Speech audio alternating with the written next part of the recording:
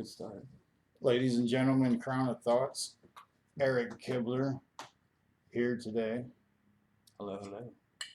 So I accidentally fucking deleted the thing, but I'll start over. You know thing. we were talking about. So I met this guy walking down the street to No Regrets. It was years ago, and got a couple tattoos done, and then we met everywhere. A fucking beer distributor, punk shows, and eventually 4Bs where we drank all the time. And now we don't. Neither of us drink. Which is weird and crazy. And good. It's awesome. It's an awesome thing. That's one of the hardest things if you have grown up your whole life and that's what you know and it's ingrained in everything you do. It's a very hard thing to quit. Even if it's not, it's still hard to quit. Yeah, and it's not just like the. It's not just the fucking. Like they always say, you're drowning your sorrows and shit. For me, it's just like there's nothing else to do. It's just what I was used to doing. For sure. And then after so long, you let so much shit go that it's like if I stop now, I got a lot of shit to do. And A lot of catching up on adulting. yeah, and that don't sound like a whole lot of fun. Yeah, that's a big part of, quitting drinking and everything for me is just I let a lot of stuff go like that. Adult things that I should have been doing and now, you know, drinking hard 25 years, I've never done anything as an adult. That's sober, how I feel. sober, nothing. Yeah. I went out on a date not long ago for the first time sober as an adult, and it was so bizarre. It's like, what do you It do? was cool.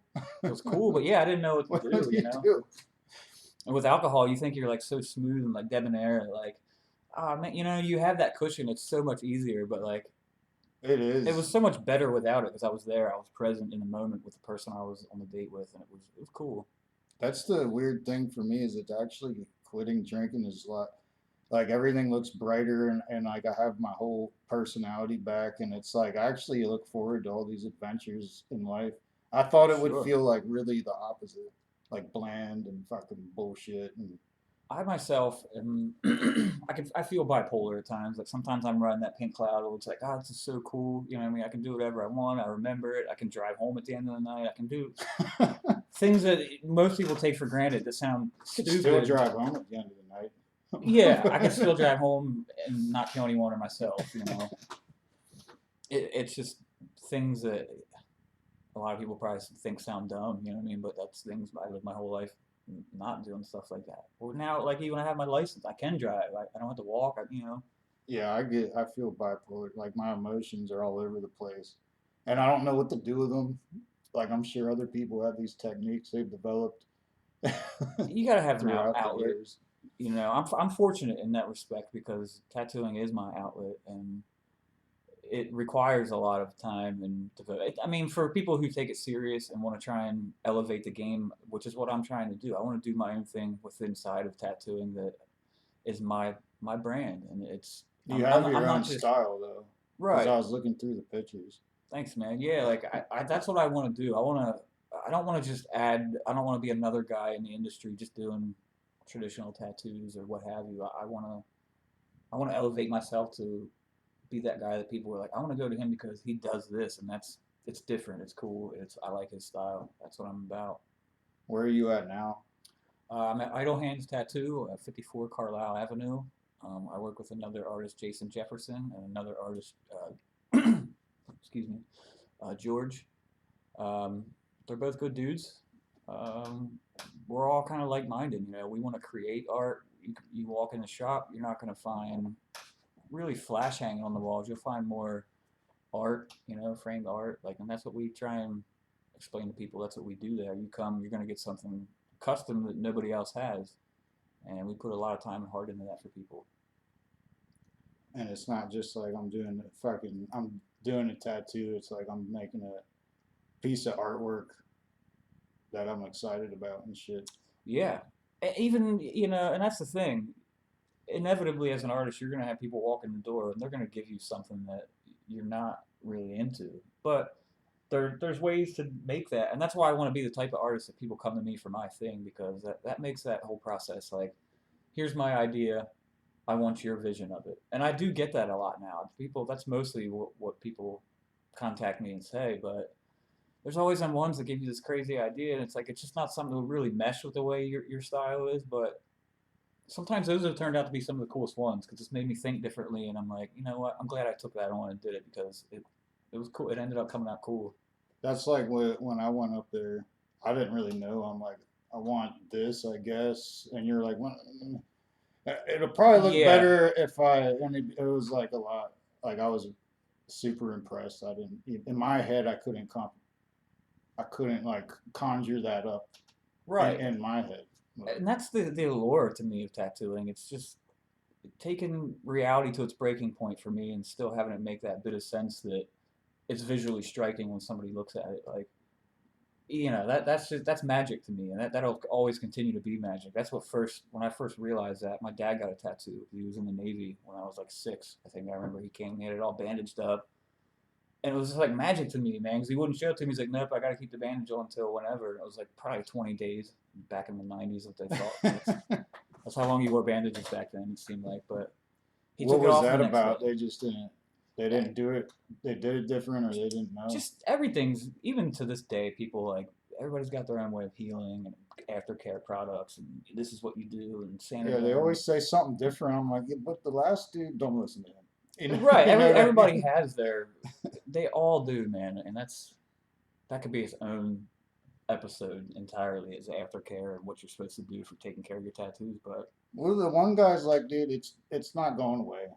Don't worry about that shit. Just yeah, moisturize it or something, whatever. yeah. If you, I mean, It's not going you anywhere. should do something to keep it moisturized and keep it clean, keep it moisturized. Those two things, your tattoo will heal inevitably, You can in fuck some it up, form, can't you, in some way, or for like just sure. have it come out weird. Well, there's the thing, I mean, depending on what you're putting on it, and you can put something on it that may actually even like draw out some of the, the brightness of the pigment. So you got to be careful with what you're putting on there. It's mostly natural products.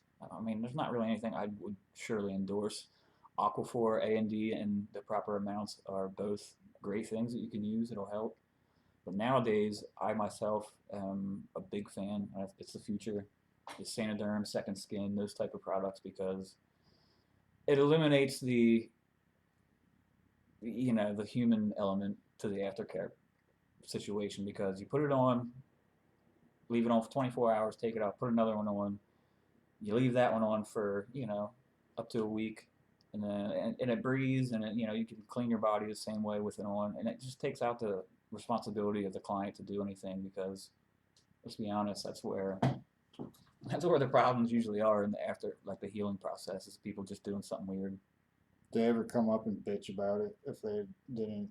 For sure, man. For sure. I just posted something about that not long ago. It was like it was a picture of somebody getting a tattoo, and then it was like that next couple pictures. It was like them out at the beach, like swinging on a rope in the water and shit. And then it was like the last picture was them went back to their tattoo artist, and their tattoo was all like infected and shit. And they were like, "I don't know what you did, but you're gonna fix it." It made me laugh so hard because it's like that's the reality of what it is. That People do all this bad well, shit to their tattoo. Like, yeah, I don't know what you did, but you're gonna fix it. Like that's definitely you, something most people know is the salt water and sun, fucking the sun, like right away. dirt, yeah, bacteria. That's all. I think to me it's pretty common sense, That's a but given, I would think. to me it's pretty common sense. But I'm around it all the time, so maybe I take that for granted. But it's keep the thing clean, man. It's an open wound, and maybe I think that's a lot of what it is. There's a beautiful picture there if all goes well, and people just don't correlate to like that's an open wound, even though it's a cool picture on your skin. It's a piece of artwork. It's you got to take care of it as a wound and not something you can let bacteria build up on and go swimming and getting in the water at the beach. It's nasty. Which So also the new products are great for too. Because my boss, I did a tattoo on him, and he's a swimmer. He gets up and goes swimming every morning. It's his exercise, and I did one right on the back of his thigh, and he had no issues. He put that stuff on, went there. I mean, he doing that. You may have to change the aftercare product a little bit more because you're in water a little bit. I don't know. Maybe I think he did. I saw him changing it a little bit more, but his tattoo healed great, perfect, and that's incredible considering there's chlorine in pool water. yeah, so that's like the one dude said it's actually not as big a deal as you're making it because I was panicking. I'm like, and then what happens? I get anxiety like that. Hell yeah! I mean, you sit through all that pain, man. That's Yeah, I felt like a little bitch. I'm like, dude, like it fucking hurts like a motherfucker. and And he went like a tiny little bit on my knee, not even much, and it was like a bone saw. Felt like I just went to some magical land in my head. yeah. The knees Felt are like a wuss, the knees can be a doozy. man. I tattooed both of my kneecaps. That was interesting. Both times I did it, I remember pulling the first line like, oh man, all right. You do it to yourself. Yeah, yeah. Like I'm already in. Did one line. And one of them I did. I had an appointment like no call no show, and I already had the stuff set up there for something that I was thinking about getting anyway for a while. And I was like, "What the same needles out that I already need?" I was like, "Fuck it, to run it." That's cool. Didn't you say that's how you started, just doing shit on yourself? Honestly, the way I started tattoo, I've always been into it. Like, put that out there. Like since, like 6 years old, when my dad got a tattoo in the Navy, and the next day I never finished that. He like, or not. Actually, it was a couple days. He took the bandage off and he showed it to me. And like when I saw that on his skin, he was like, "Yep, that'll never go away." That to me, that permanence, I instantly fell in love with, and I was like, I want to do that. Like I wanted a tattoo, but I knew like even at that age, I was like, damn, what, that guy that does that, it just seemed like such magic to me. And at the time when I started out young playing music and then playing in bands, and we actually did well around here playing in bands. We made money and people started to know who we were. And it's the old adage, drugs. What was the band? I played in a couple different ones. Shorefire, I was with my brother and a few of our other friends for a long time. That band did really well. We were on the cusp of, we could have had a record deal. It was just, we were living like old school Sublime. It was the fuck, yeah. That's We were usually what it partying, is. looking back on it, I don't know how we were able to keep it elevated to the point that we did. It was a pure passion and drive, basically. My brother and I have always been real, just passionate people about our music and everything we do, and that it showed through in that. But drugs and infighting. My brother and I, we're brothers, and we're a couple years apart, and we've always had that. That we love each other to death, But when we fought as kids, I was just talking about that yesterday to my boy. Like my brother and I fought as kids, man. Like we didn't just box each other around. It was like for real, like baseball bats. Like, I'm surprised. Like I thought I killed him one time. I did. Damn. But that's another whole story too. But we were at that point with our band, and then that happened. I got pretty bad off on opiates at the time, and there was a part of me like I couldn't even really be mad at them. You know what I mean? When they kind of kicked me out, and like they ended up like keeping my drum set and shit, and it was a whole thing. But I even at the time, like even in that drug delusion, I still knew a part of me that like they had every right to kick me out. I couldn't keep up with what was going on. My life was shit. When you're shooting drugs and you're not focused on music, you can't be. Like for a while, you may be, and I was, but I ended up got in a really dark place. I ended up ODing the last time, and my mom. And like the next time I talked to her after that, she's just a good mom, man, and she knew she probably searching the depths of her soul for something that would take me away from that, and she always knew that I wanted a tattoo. And first time I talked to her after I OD'd, she was like, "I know you want a tattoo. If you can promise me that, you'll stay away and just focus on this, then I'll get you what you need to tattoo." And I agreed to that, and she did, and I stuck to my word, man, and here I am, all these years later. Yeah. Fortunate.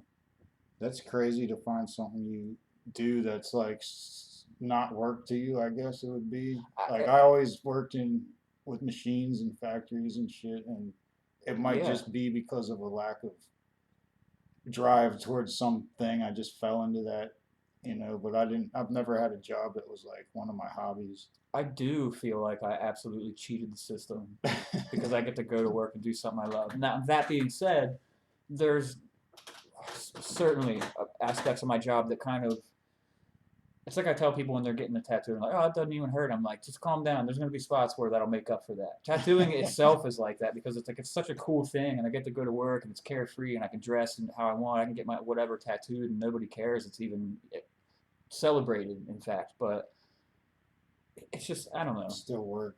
It's still work, and there's those days when some clients, and I'm not, I would never put anybody's name out there. They probably, a lot of times it's happened, they probably don't even know they're doing it, but they're just those clients that are nightmares, and it's like you're taking.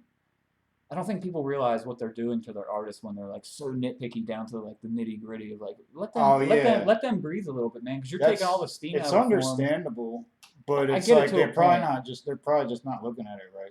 Yeah, I Like get it this, to a point. this You guy want what does you this want. for a living. He probably knows how to make it look good. Yeah, right, and a lot of people don't understand. I shouldn't say a lot of people, but there's those people that don't understand when you're like a particular type of tattoo artist. They don't realize that they're in the dark. They just think that they're going coming here. You're gonna give them what they want. They're paying you. That's what they think. But You can't see the image in their head. well, they don't realize that Right. like that's not your whole business. Your whole business is people come to you and they're like, "Here's my idea. This is your vision of it." That's those people don't realize. They have no idea. So you can't hold it against them. But it does get to the point where it's like, all right, you want to hold the machine because that's at the point where I am now. It's Oh man. I'm gonna grab my coffee. That's cool. Yeah. It's true though. So this is the first guest I've had in a while. I've had done a bunch of solo ones where I think about weird shit and try to just spit it out there. Don't really know what I'm talking about. But it's time for fucking another guest, man. It's been a while. Kind of just going through my own little thing, so I just popped up little journal entries, pretty much. It's a cool one, man. Tattoos, music, that's very easy for me to talk about. Yeah, and I've done a lot of fucking music, and I've done vocals for a punk rock band, a hardcore band, and rap, and another metal band and shit. And it's like you're saying, like even having the crazy lifestyle, like that's one thing that just came out of me, even though I could have put a lot more into it each time. It's just like it was automatic, Yeah, one of those things. And I it's did just a so lot of ingrained. music, and it wasn't ever a thing where I was like, oh man, I gotta fucking do this shit. It just flew out of me. That makes me think like when like doing music as a kid and stuff like what would it have been like if we would have put 100% and not been that like party that because that party aspect like we were man we lived the ideals of like the old Sublime like how like everything was a party, you know what I mean? But It's we were like a beast inside me needed to fucking rage yeah kind of deal. yeah, and that's the thing because it absolutely is because we were partying and partying like that just can consume your entire life. But to have a band inside of that world is just it's crazy to think about that it was possible when we did it because A part of me thinks like you would have been able to get the band farther, but would you have had the same spirit maybe. yeah, the spirit or the passion of the music? No. Like it was half driven by like anger and nihilism. Fueled by and alcohol, shit. baby. Yeah, That's kind of was. Yeah, that was half of the I can't argue where that. the music comes from. But to And do music and then to manage it somehow is two different fucking things. Nah, you're 100% right because it wouldn't have the same spirit because a lot of the stuff because we weren't just a cover band, man. We wrote music, so a lot of the stuff we were writing, at least myself, I can speak for at the times. The music I was writing was coming from the experience of living as being, I mean, a partier and a drinker and the sadness that comes with the next day with because I'm the type of person, I probably am bipolar. I'm not diagnosed, but like I have that thing where I get wasted, and the next day I get that bad anxiety, and like a lot of times that would make me want to drink again, so I could just get rid of it, and it's just that cycle. And Yeah, the shit won't stop, and it's like, and it takes a long time to realize it's actually not gonna stop. That shit in your head, it's not gonna stop till you stop fucking around. and even then, you know what I mean? Like Oh yeah, even then, you got to deal with problems soberly minded, and it's that tough, brings a but lot of anxiety, it does bring a lot of anxiety, but it is more rewarding. You know what I mean? 'Cause you remember it all, and you're present. and it's productive. It is. You can see shit happen as you go about. You're not like just watching life fly For by. sure. You're actually experiencing life, which is something that's fucking awesome. I'm actually feeling a lot better. I thought it would be hard, and maybe in the past it was because I didn't actually want to straighten myself out, and I was like tyrannizing myself, and it just didn't work. And this Well, time I'm like, dude, I've done that shit long enough, and I know what it's about, and it's like I'm almost bored of it. It's just gonna escalate till it fucking can't escalate anymore, whatever that means. I'm a very personally self-righteous person. You know what I mean? Not like overly, but like it makes me proud though that I can do what I'm doing and try and do it. You know, like be adult and like accept responsibility. Like yeah, I made mistakes. A whole lot of them, man. A whole lot of them. Name one motherfucker that hasn't. Right. But I'm saying in direct correlation with partying and just Oh, yeah. being an addict, you know, a drinker and shit. That like I've made a lot of mistakes, and it's a very adult thing. And it's like I'm trying to like maybe a lot of people that I've done wrong or like said things that were probably mean or you know hurt their feelings. That's not me. I'm not like that. It's not who I genuinely am as a person. I think Because you drink too much and you're just out there not acting you like live in your yourself. emotions 24/7. You know, you really do, and it's very sad. But I remember being at 4B's killing all these loggers, like enough already, and then we get a 12 pack and go back to your place and kill that 12 pack. yeah, And then it's like you're not even getting any more drunk. maintaining. You're just fucking used to having something in your hand, drinking and shit. It is weird. When I think about it sometimes like that. It was just so ingrained in everything that I didn't ever consider really not need- doing it. Yeah, I don't really need to think about it. It's like I just got off work. I Yeah. can try to like, I could go home, and half of it is that I just live alone in this house. I could go home and nothing will happen, or I can go to the bar. Let's just go to the bar. Yeah. It's just like an easier choice. And then my friends at work would make fun of me because they're like, "You spend your whole check before you take off your work boots." You know, I don't even want to think of the amount of if we're talking dollar figures of what I've spent drinking over the years, it's probably disgusting. I could probably have a few houses and then some, you know, classic car collection. But again, that goes back to what we were talking about, and those experiences made me who I am. To you know, those bar nights, man. Like as a musician, I feel like me as a musician, I take pieces of puzzles in the world, like in the world. You know, I mean, a little piece here, a piece here, and as a songwriter, you put those together, and that becomes your song. Without those nights, you know what I mean, at bars, and it's like to a lot of people, they're just out there having a good time, blowing off steam. But to me, and the way I treated life and going out and drinking and shit, those experiences to me were those little pieces of that puzzle for songwriting. You know, and you see that the guy sitting down at the end of the bar with his head down didn't say a word the whole fucking night. I noticed that guy, and that Yeah, shit. no, it, I like, see that shit too. I conjures look a around. few, right? That's real shit to me, and without that, I wouldn't be able to write music or even approach art in the mindset that I do. So, I in don't- its way, it's had its. I don't good really things. have like regrets. I just think it's like I don't have that thing where I'm like, I wish I would have done something else. It's like I didn't, and here I am, and it wasn't that bad. Yeah, I think you I end, still did like that wasn't like my whole life. I still took care of shit, but you it's end like, up you end up spending too much time dwelling on shit in your past like that. You end up living there, and it's okay to revisit and Learn shit. to learn shit from that. Absolutely, but it's a dangerous place to want to live in that all the time. And I know a few people like that. Is why I say that, and I can see it take its toll. That's on what your I life don't like and about mind. AA.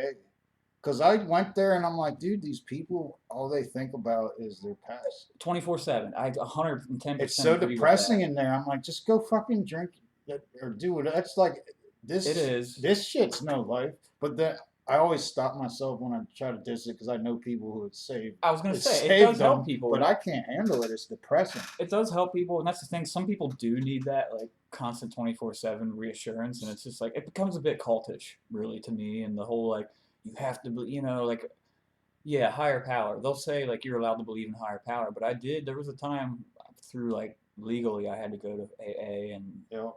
and there was a time when I didn't, when I was trying to fucking not die from doing drugs. I Mhm. went there myself, and I did both of them. it to me, yeah, you can believe in your higher power, but like ultimately, the longer it goes on, it's like your higher power is supposed to be God. You know what I mean? And Yeah, you can't get it. They say you can replace in that book. Like you can replace the they concept. said it can be you. And I read through the Or book. it I'm can't like, be you you, cannot replace the concept. They're talking about, and the thing about them saying, they're basically telling you can't do it yourself, and Yeah, I was gonna ultimately say you that. have to. I was going to say that. I strongly disagree with that because No.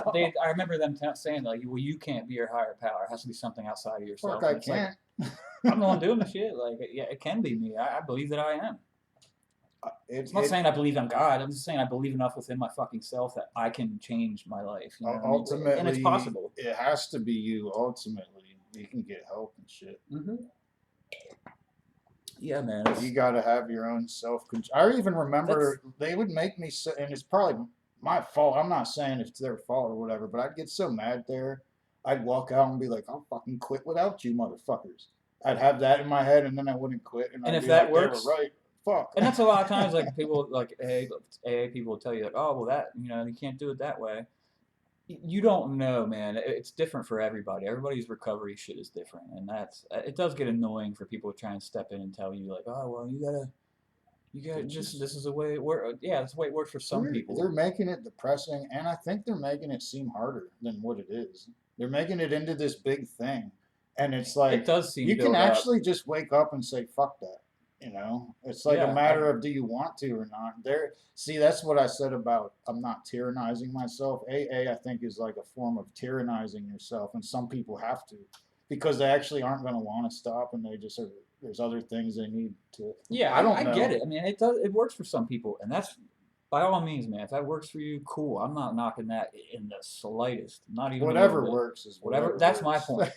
That's not the only way that works. That's the bottom point of what I'm Yeah, trying to say. but they don't see the amount of people that just wake up one day. Like My brother did it. a lot of people in their 30s, if they were big partiers, they just kind of lose interest in it, and that's actually a lot of people. It's not like My older brother's a really good example, man, because he, we're a lot alike, and we lived our whole life doing a lot of the same shit, and he drank for fucking as long as I did. He's been sober for a good number of years now, and I saw him do that. He just up and stopped drinking one day because it was like destroying his life, and it was making his marriage hard. And I could see it from the outside because I'm a bystander, but I'm still involved in his life. So it was like I got a really good view I at think that. you have to have something more important that it's interfering with. Yeah, and that's what it was for him, his be. family.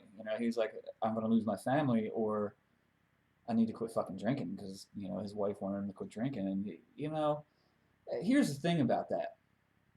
As a completely grown man, I'm pushing 40 in a couple of years. He is 40. It's like too. I'd be remiss to say that like there isn't a part of me that doesn't miss being able to sit down with my brother and get drunk, man. It was so fun. We sat down, break the guitars out. Like we don't do that as often when we're sober together, but he's not destroying his life, and I'm not dying, and like I can remember the times that we're spending together. That's something. Yeah, the time is like. It's enriching in its own way, a different way, but its own way, and it's good too. Well, there's like something to be said for fucking getting hammered with your buddies. It's actually like a lot of people do that, but then they don't take it back home. It's the dance, man. If you're not, you can't knock it entirely. That's what makes it like one of them things that people. It's a topic of conversation because of that. A lot of people do that, and they'll do it a lot, but they won't be at home every night. Fucking, you know what I mean? So it's different for them. For me, it just got to be everything. I noticed that with my boss. You know what I mean?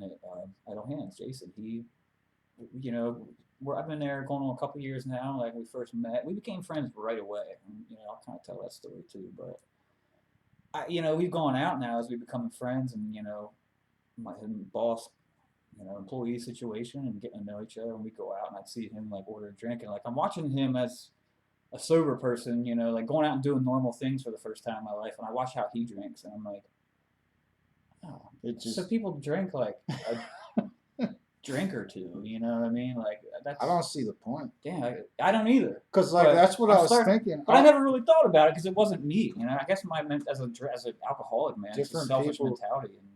But I'm thinking to myself like damn, people drink normally. Like that's how regular people drink. It was like a light one. If you go to a restaurant and have a steak and you order like one beer with it, what's even the point? Like if you're not, I guess they like the taste. I don't know, man. I don't understand. I've never been a love the taste of alcohol kind of guy. As much money as I dumped into it, I didn't like the taste. Yeah, I mean, you just kind of get used to it. You associate it with the feelings. But if you're not gonna if you're not gonna get hammered, why would you even bother? And actually, that's helpful for me to look at it that way, but I don't understand. Well, no, even my boss was telling me the one time he was out and like he's like, I drank a little bit more than I normally do, and like it like hit me. I'm like, well, how much did you drink? And it was like only a little bit more than I've normally seen him drink. I'm like, that's so weird. Like, It's like, am I looking through the eyes of like a normal human being? Is that well, what they think? not to like gloat about it, but a friend of mine, my friend Brad, said that not long ago because he came in. I hadn't seen him for a couple years. For a while, he was coming in every Friday at No Regrets when I worked there, and I was sleeving him out, man. Like, he was dedicated every Friday for like a year and a half. He came in, and then I didn't see him for a while. And then recently, when I'm at Idle Hands, he realized I was there, and he came in, got something tattooed, and he was like, "Man, you remember like when I would come in on those Fridays?" He's like, "We would get done because like, he would be like my all day pretty much, and I tattoo him all day, and then we'd get done. Let's go out to the bar, man. We would go out and drink like insane amounts, probably deadly amounts." And that's what he said to me though. He's like, "Man, for somebody your size, he's like, I've never seen anybody drink in a form or fashion and still be able to like."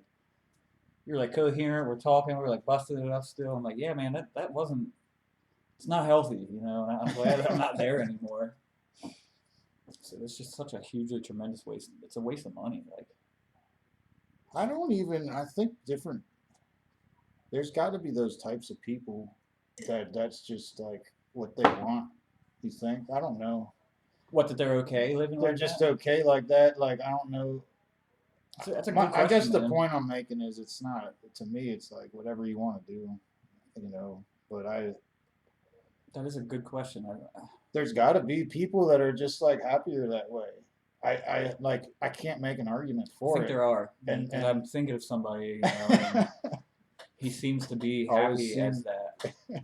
But also I too, think of man, I them know too, that but maybe they're kind of maybe they kind of got diluted. there's another question you have to ask yourself, and that's what sort of trauma are they dealing with that they're happier as that than being sober? Because some people have shit happen to them that's so bad that the Right? alternative, like being fucked up every day and spending their entire life money that they earn or whatever, that's better than the alternative of like facing those feelings, like the death of a family member or that they were molested. You know what I mean? You don't know what happened to them, but whatever trauma they're dealing with, Yeah, you and don't people looking at know. them like a drunk is better than fucking having to feel that shit every day. There, I think some there, people are okay there with it. can be places I think people go where they're not coming back, and it's like that's it is what it is. That might be a better path for them. It's That's like if there's too much shit, that's their resolution.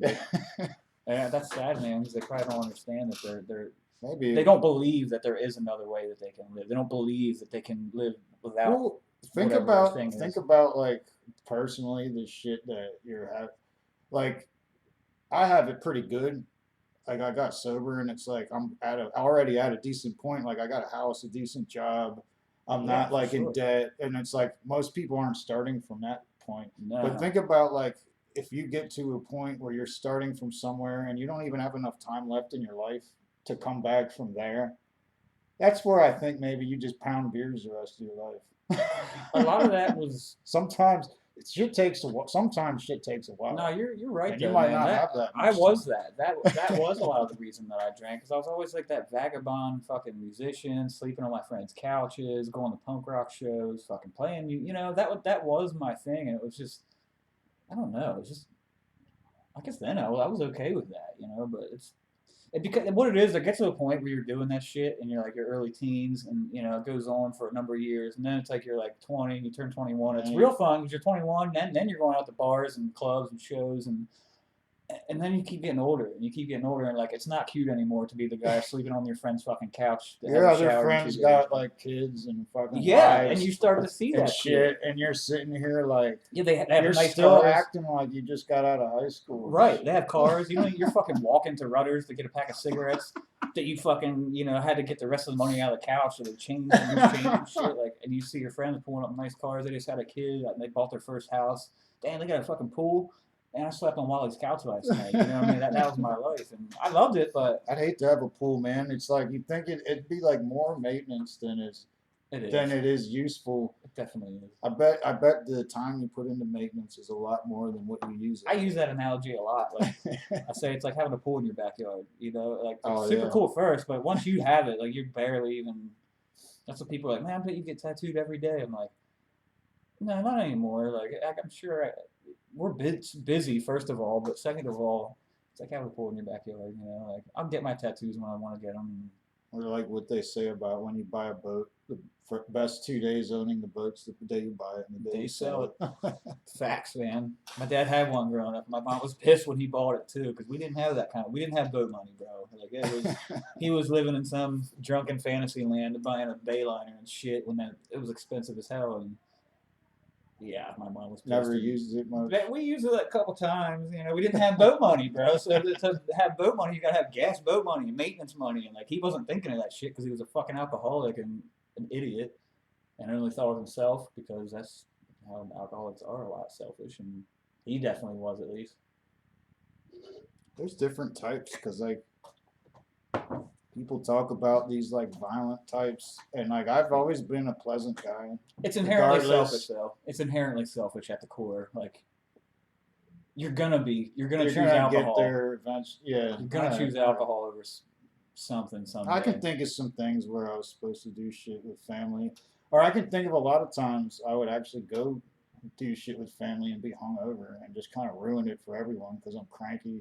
Yeah, that shit happened. Or like I even know like I was telling you earlier, man. My mom said that to me when I got sober, like from the past year. She was like, you know, I was at the point in my mind mentally preparing myself to get that call to bury you, you know, because that's a path. That's how I was drinking for a while at this point, and that shit was like a light going off here and that, like a wake up call. Like, man, and it was the same thing when I quit doing heroin too. It was like I come to the realization like I'm not only hurting myself anymore. That's how selfish I am. I'm thinking I'm only hurting myself. Like if I die, whatever, it's just me. It ain't anybody else. I'm not hurting anyone, but I was. And when I realized that, that was the day I quit because I was like, this is hurting people around me. Like the people I fucking care about the most. You know, I'm hurting them genuinely. That's something I noticed recently. People I didn't think gave a shit. It's like they were actually just waiting for me to open back up. And it's like I didn't know I didn't know that many people. It is interesting. Actually give a shit about me. And then I realized they're waiting for me to fucking start giving a shit about me. Right. They're powerless. It had nothing to do with. It's the old adage, man. You can't help somebody if they don't want to help themselves. It's true, especially with addiction. You know, it's the strongest in that particular avenue because I didn't even know what the problem. Someone makes you selfish. Someone told me what my problem was, and I was like, oh, I didn't actually know. I just knew I did shit. I was like, that makes sense. I think I'll fix that.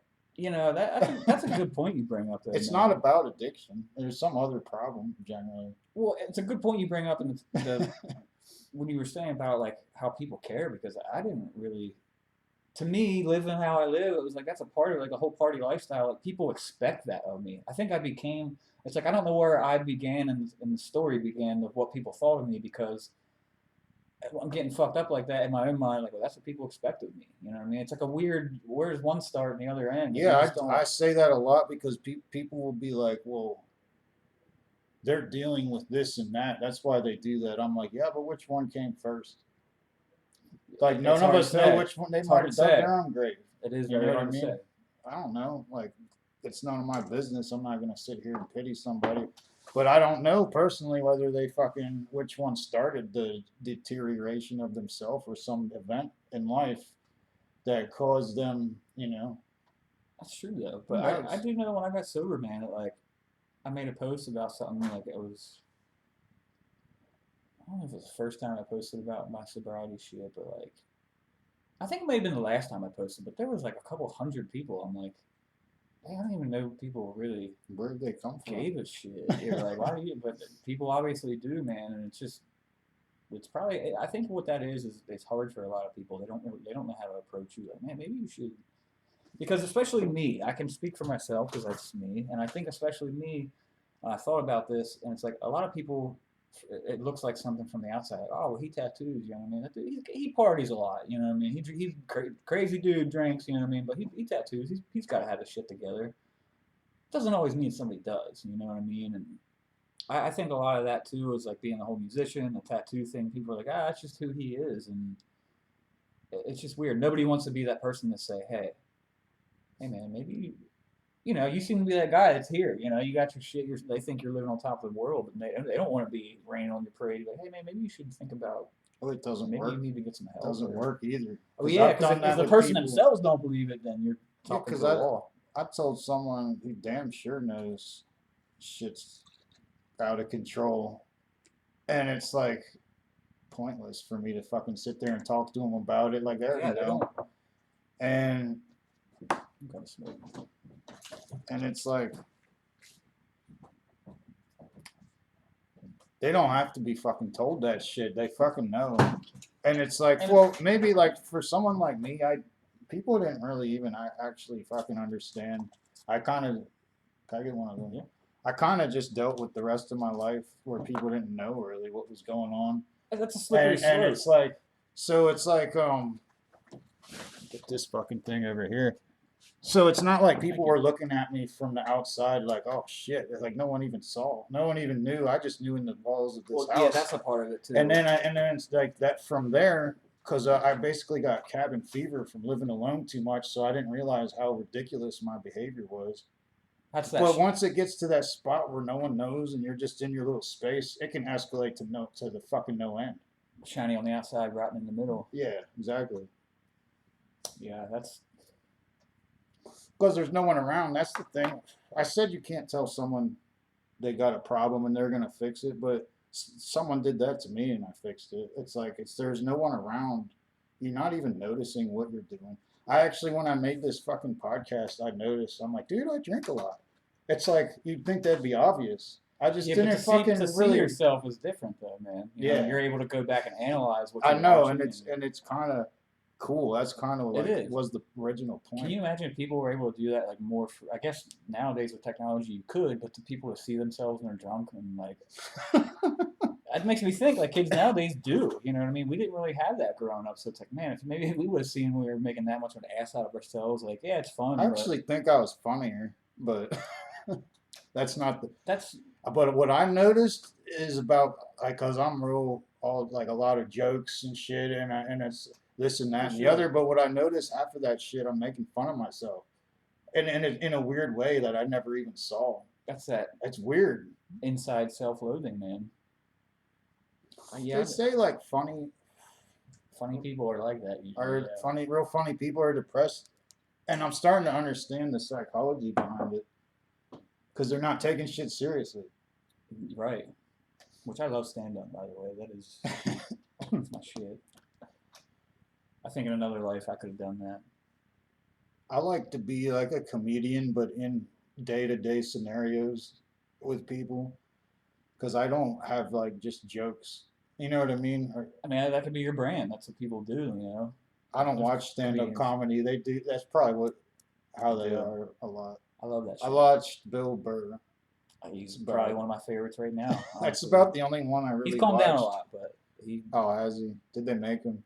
I think he got married, and you know, he just doesn't really have that fire underneath him because his wife seems like a good wife, and you know, makes him a little more stable, I guess. Grounds him a bit. I don't know. I'm just speaking on what it seems like. I'm not saying what it is. That but dude's fucking funny. hilarious. I don't. man. I think it's because I don't know. Sometimes a stand-up comedian will talk, and I'm like, that is fucking dumb. I don't like that. And so But everything I don't he says, know, you're like, damn it. I don't right. know which one to watch. Is kind of the deal. Any of his shit's good. Him, yeah, I like him. Oh, you mean like others? Other Yeah. ones, I don't know if they're any good or not. You know, I'm not. Fortunately for me, I do a lot of drawing, and I need something that I can like have background. And like as a musician, man, like, I do listen to a lot of music, but like some days you don't. You Do just you? don't want What that. do you play? Like you play acoustic shit now? You're just kind of like. Yeah, nowadays I pretty much just write songs. You know, last thing I really did is. You ever record them? I just did a Patsy Cline cover not too long ago that I recorded and posted. I learned it that day. I should actually do a better recording of it. But yeah, I pretty much just write songs, learn new stuff I haven't learned yet that I wanted to but put off because of drinking. You know, that sort of thing. It's fun. Whatever's fun. I don't know. Music. I started rapping again, and I kind of just lost interest. It kind of felt like a chore, like I was reliving my 20s or something. Yeah, if it's a Like, chore, man, it ain't. it started to feel like that, so I stopped.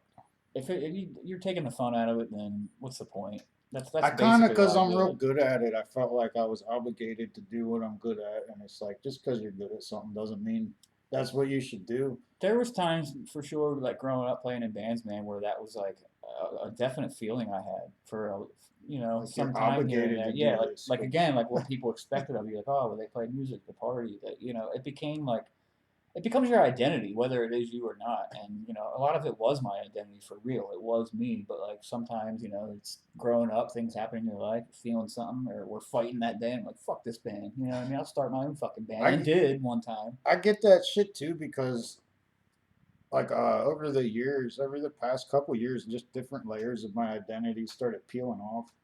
And I always is like I'm expected to be like the crazy funny dude of the group, almost the like when you're watching a movie, the fucking what do they call that? Comic relief Yeah, I can see guy. that. Like everyone's taking shit seriously, and I'm just like that's what I do. It's like that's I what do. you're doing. That I doesn't mean, I mean think whether you're partying or not, like taking life too seriously yeah, it takes yeah. a toll on your soul, man. I try and laugh about everything, even my own stupid mistakes that I make, and I think that's important to be able to laugh at yourself. If you take shit too seriously, man, you end up, I don't know, it's your quality of life suffers from that. And I think you end up treating other people differently, and their quality of life suffers. It's a fucking ripple effect, and it's selfish. Yeah, I'm just learning, figuring that out recently. Like my actions do affect a lot of people. You know, a lot of people like I just didn't realize that. It's just like your actions do like ripple and they fucking affect It like you does. if you're nice to someone at the fucking store, maybe they'll feel chipper and be nice to someone else Yeah, on the way home and before you know it like a fucking billion people were affected and by this shit. that's the sad thing is that negative shit goes further than the positive shit. So you got to do the Hmm. positive shit twice as much. At least the way I think of it. Someone pisses you off at the store, you go home, that motherfucking. The next day, you're like, and this dude has the Yeah, nerve to say this, and the guy you're talking to is like, fuck, man, that's ridiculous. And then it goes on. I will say this: as somebody who I didn't drive for a number of years just because I was an alcoholic, man. I could get my license. I just didn't because I didn't give a shit, and I had a It's probably girl. gonna cause more Well, problems I and was dating a shit. girl at the time. You know her. Like, if I didn't have to drive. She drove fucking around everywhere, and I basically had the money, and that's what it was. I just didn't care enough to do it. But now, when I'm sober and driving, and like, it takes so long. Light turns green, and I'm sitting there. There's five cars in front of me.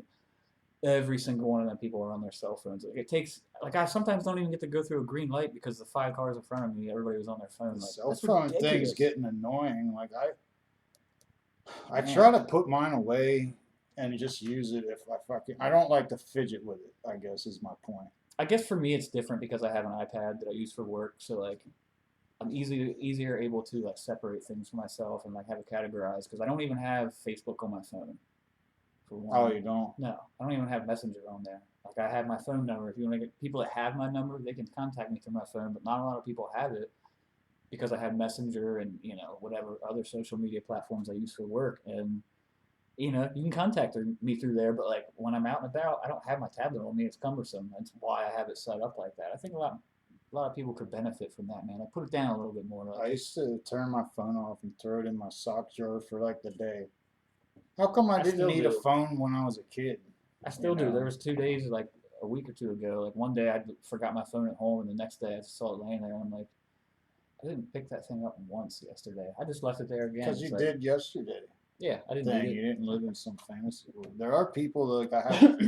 people 24/7. that I only talk to with Messenger and ones with the normal phone, It's and different it's for me just because of weird. work. I have to separate that shit, or else, dude, it's a nightmare. Honestly, like people hit me up. If people hit me up at 4 in the morning, like drunk as fuck. Like even as somebody who drank, you know what I mean, that would annoy me. Like, bro, have a little bit of respect, man. Like, I know my job's a little bit different, Like an but it's impulse, they're sitting there like, yo, what if I got this? I'm gonna text him right now. messaging me at 4 in the morning about a tattoo. You know, you ain't ever gonna fucking come through and get. Oh, so that's a question. How many pictures have you drawn that have like no home? And then another thing, do you eventually use that shit for I was gonna something? say, fortunately, most of those end up going to a home, and it actually is pretty quick too. Like I'm fortunate for that. Like people enjoy my style, and I have people that are very supportive of what I do, and the ones that I draw for people that they leave me hanging on, people do. But that's not to say that I don't have a couple hanging around. They've been around for like 5, 10 years. They're there, but maybe that says more about me than the people who didn't want to get them. I don't know, but But do you chart? There's like, because I think I had to pay something initially for that reason.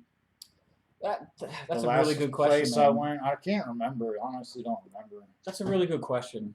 For instance, my boss, Jason Jefferson, he does a deposit and the drawing fee. And when I first started working at his shop, I'd never really saw the drawing fee type thing before. So we were talking about it, and he's like, "Well, yeah, man." He's like, "I put oftentimes more into, or just as much into the drawing time wise as I do the tattoo." And he's like, "Think about that. Sometimes more into the drawing." He's like, "Here you are, not even charging for that." I'm like, "Yeah, I do put a lot." And for me personally, um, I a lot of times will do a full rendering. A lot of artists will just do like line work and be like, "Hey, here's my composition idea for you." People are like, "Yeah, cool. I'm gonna Rock with it." freehand the rest. The rest is So the you're dude gonna have to did to trust me. me. Yeah, he's like, you're gonna have to trust me, and I'm like, fuck.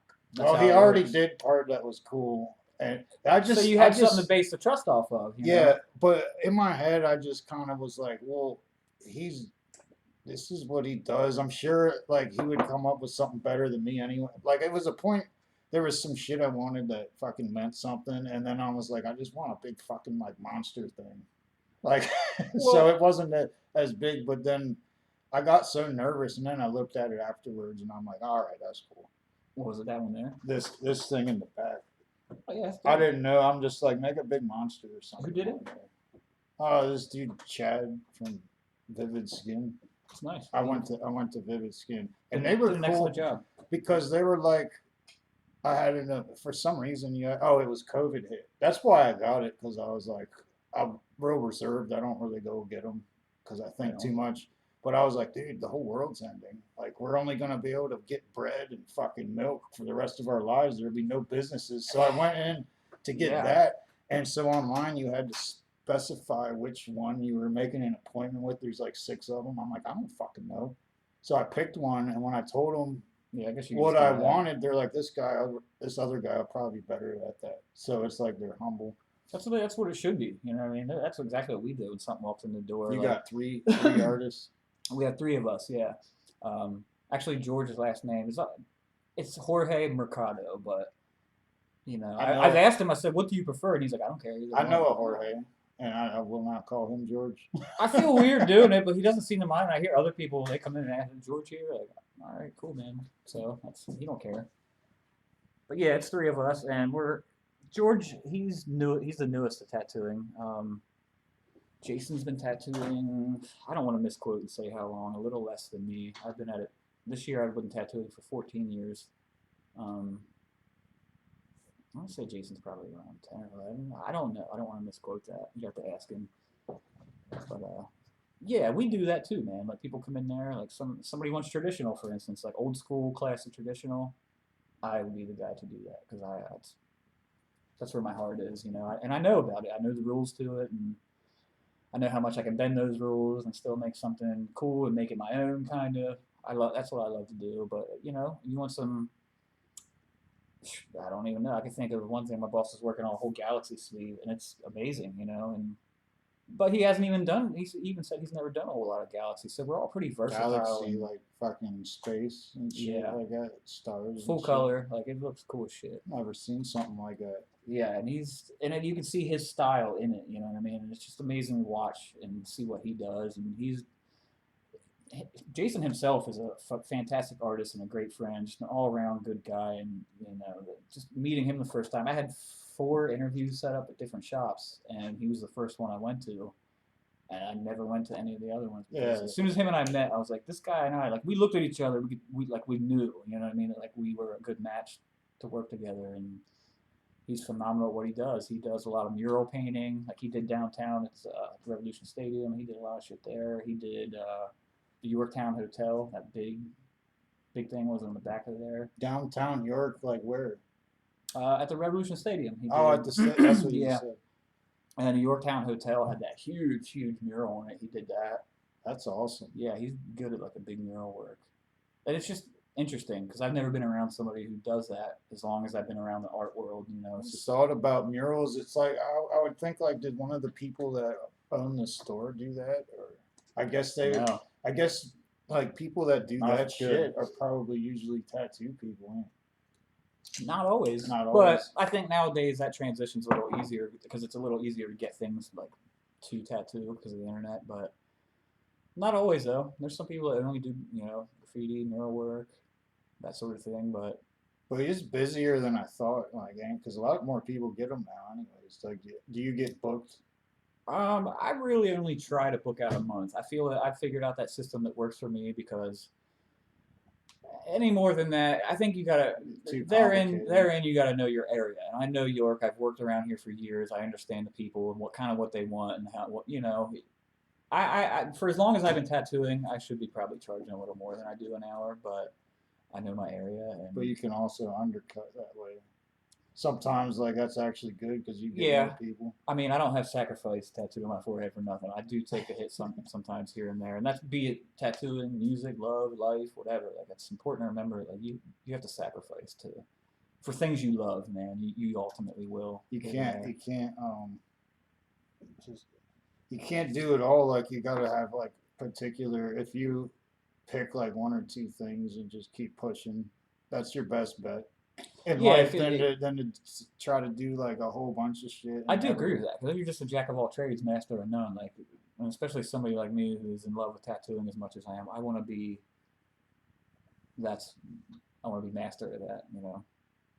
But that's hard for me. I struggle with that as being a musician and tattooing artist. This whole thing, it's like I want to paint watercolors and paint old school flash, and I want to, you know what I mean. I want to skateboard. I want to do all this shit. I'm Yeah, very ambitious, but I realize I'm getting older, and I really have to focus on yeah. if I There's want to be. limited time to do. Because that's how I am, and I just dropped a couple of things that aren't going anywhere and that Yeah, are almost feeling stressful, like the I music. think it's important to assess things in your life like that. A lot of people let shit just drag on too long, and it's like they still have their.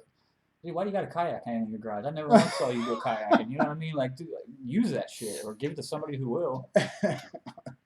Was gonna go kayaking yesterday, but just ended up going hiking. That's that thing about like, especially myself. I can speak for being sober for 9 whatever months now. Like, I want to do all this shit, man. But it's like I gotta focus on the things that I know are gonna be, my bread and butter and taking me somewhere, and the things that I cherish and value the most, which tattooing is number one on that list. That's my first actually thing path to start going is I don't even know what those things are with me. I have to like someone asked me like what are those questions people like what is your purpose or what are you real interested in and shit and I almost don't understand the question. I'm I'm like Again, you said something that reminded me of that earlier, and I was thinking that it was about like, I guess with addiction and getting sober. For me, I'm extremely fortunate that I have my thing. Like I said, it I somehow knew from a carried kid, through all the madness. and all the years too. Like it always like I always knew one day I'm gonna tattoo. You can ask anybody in my family. You know what I mean? Like I've said that growing up. Like I want to tattoo one day. I'm gonna be a tattoo artist. Hence why my mom ended up getting me my shit, and my equipment. But that's And like I couldn't find an apprenticeship, and it was just super hard. Unfortunately, I had my older brother, which is why I still tattoo him for free to this day, even though he chooses to pay me.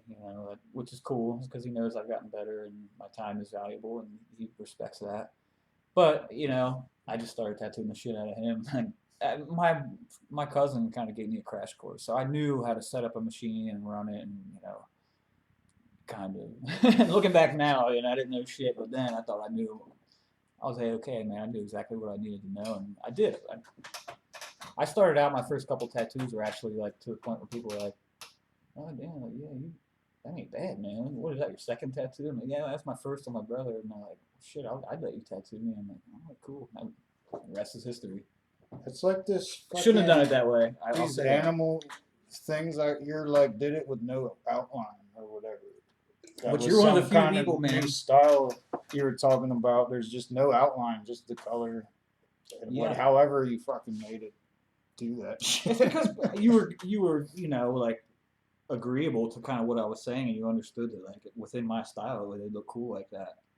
And you're one of the few people that has worked for me like that. I don't do no outline. Like Yeah, it even if doesn't it's look just like one because black. on the Facebook, it don't look like the like your kind of style that you have.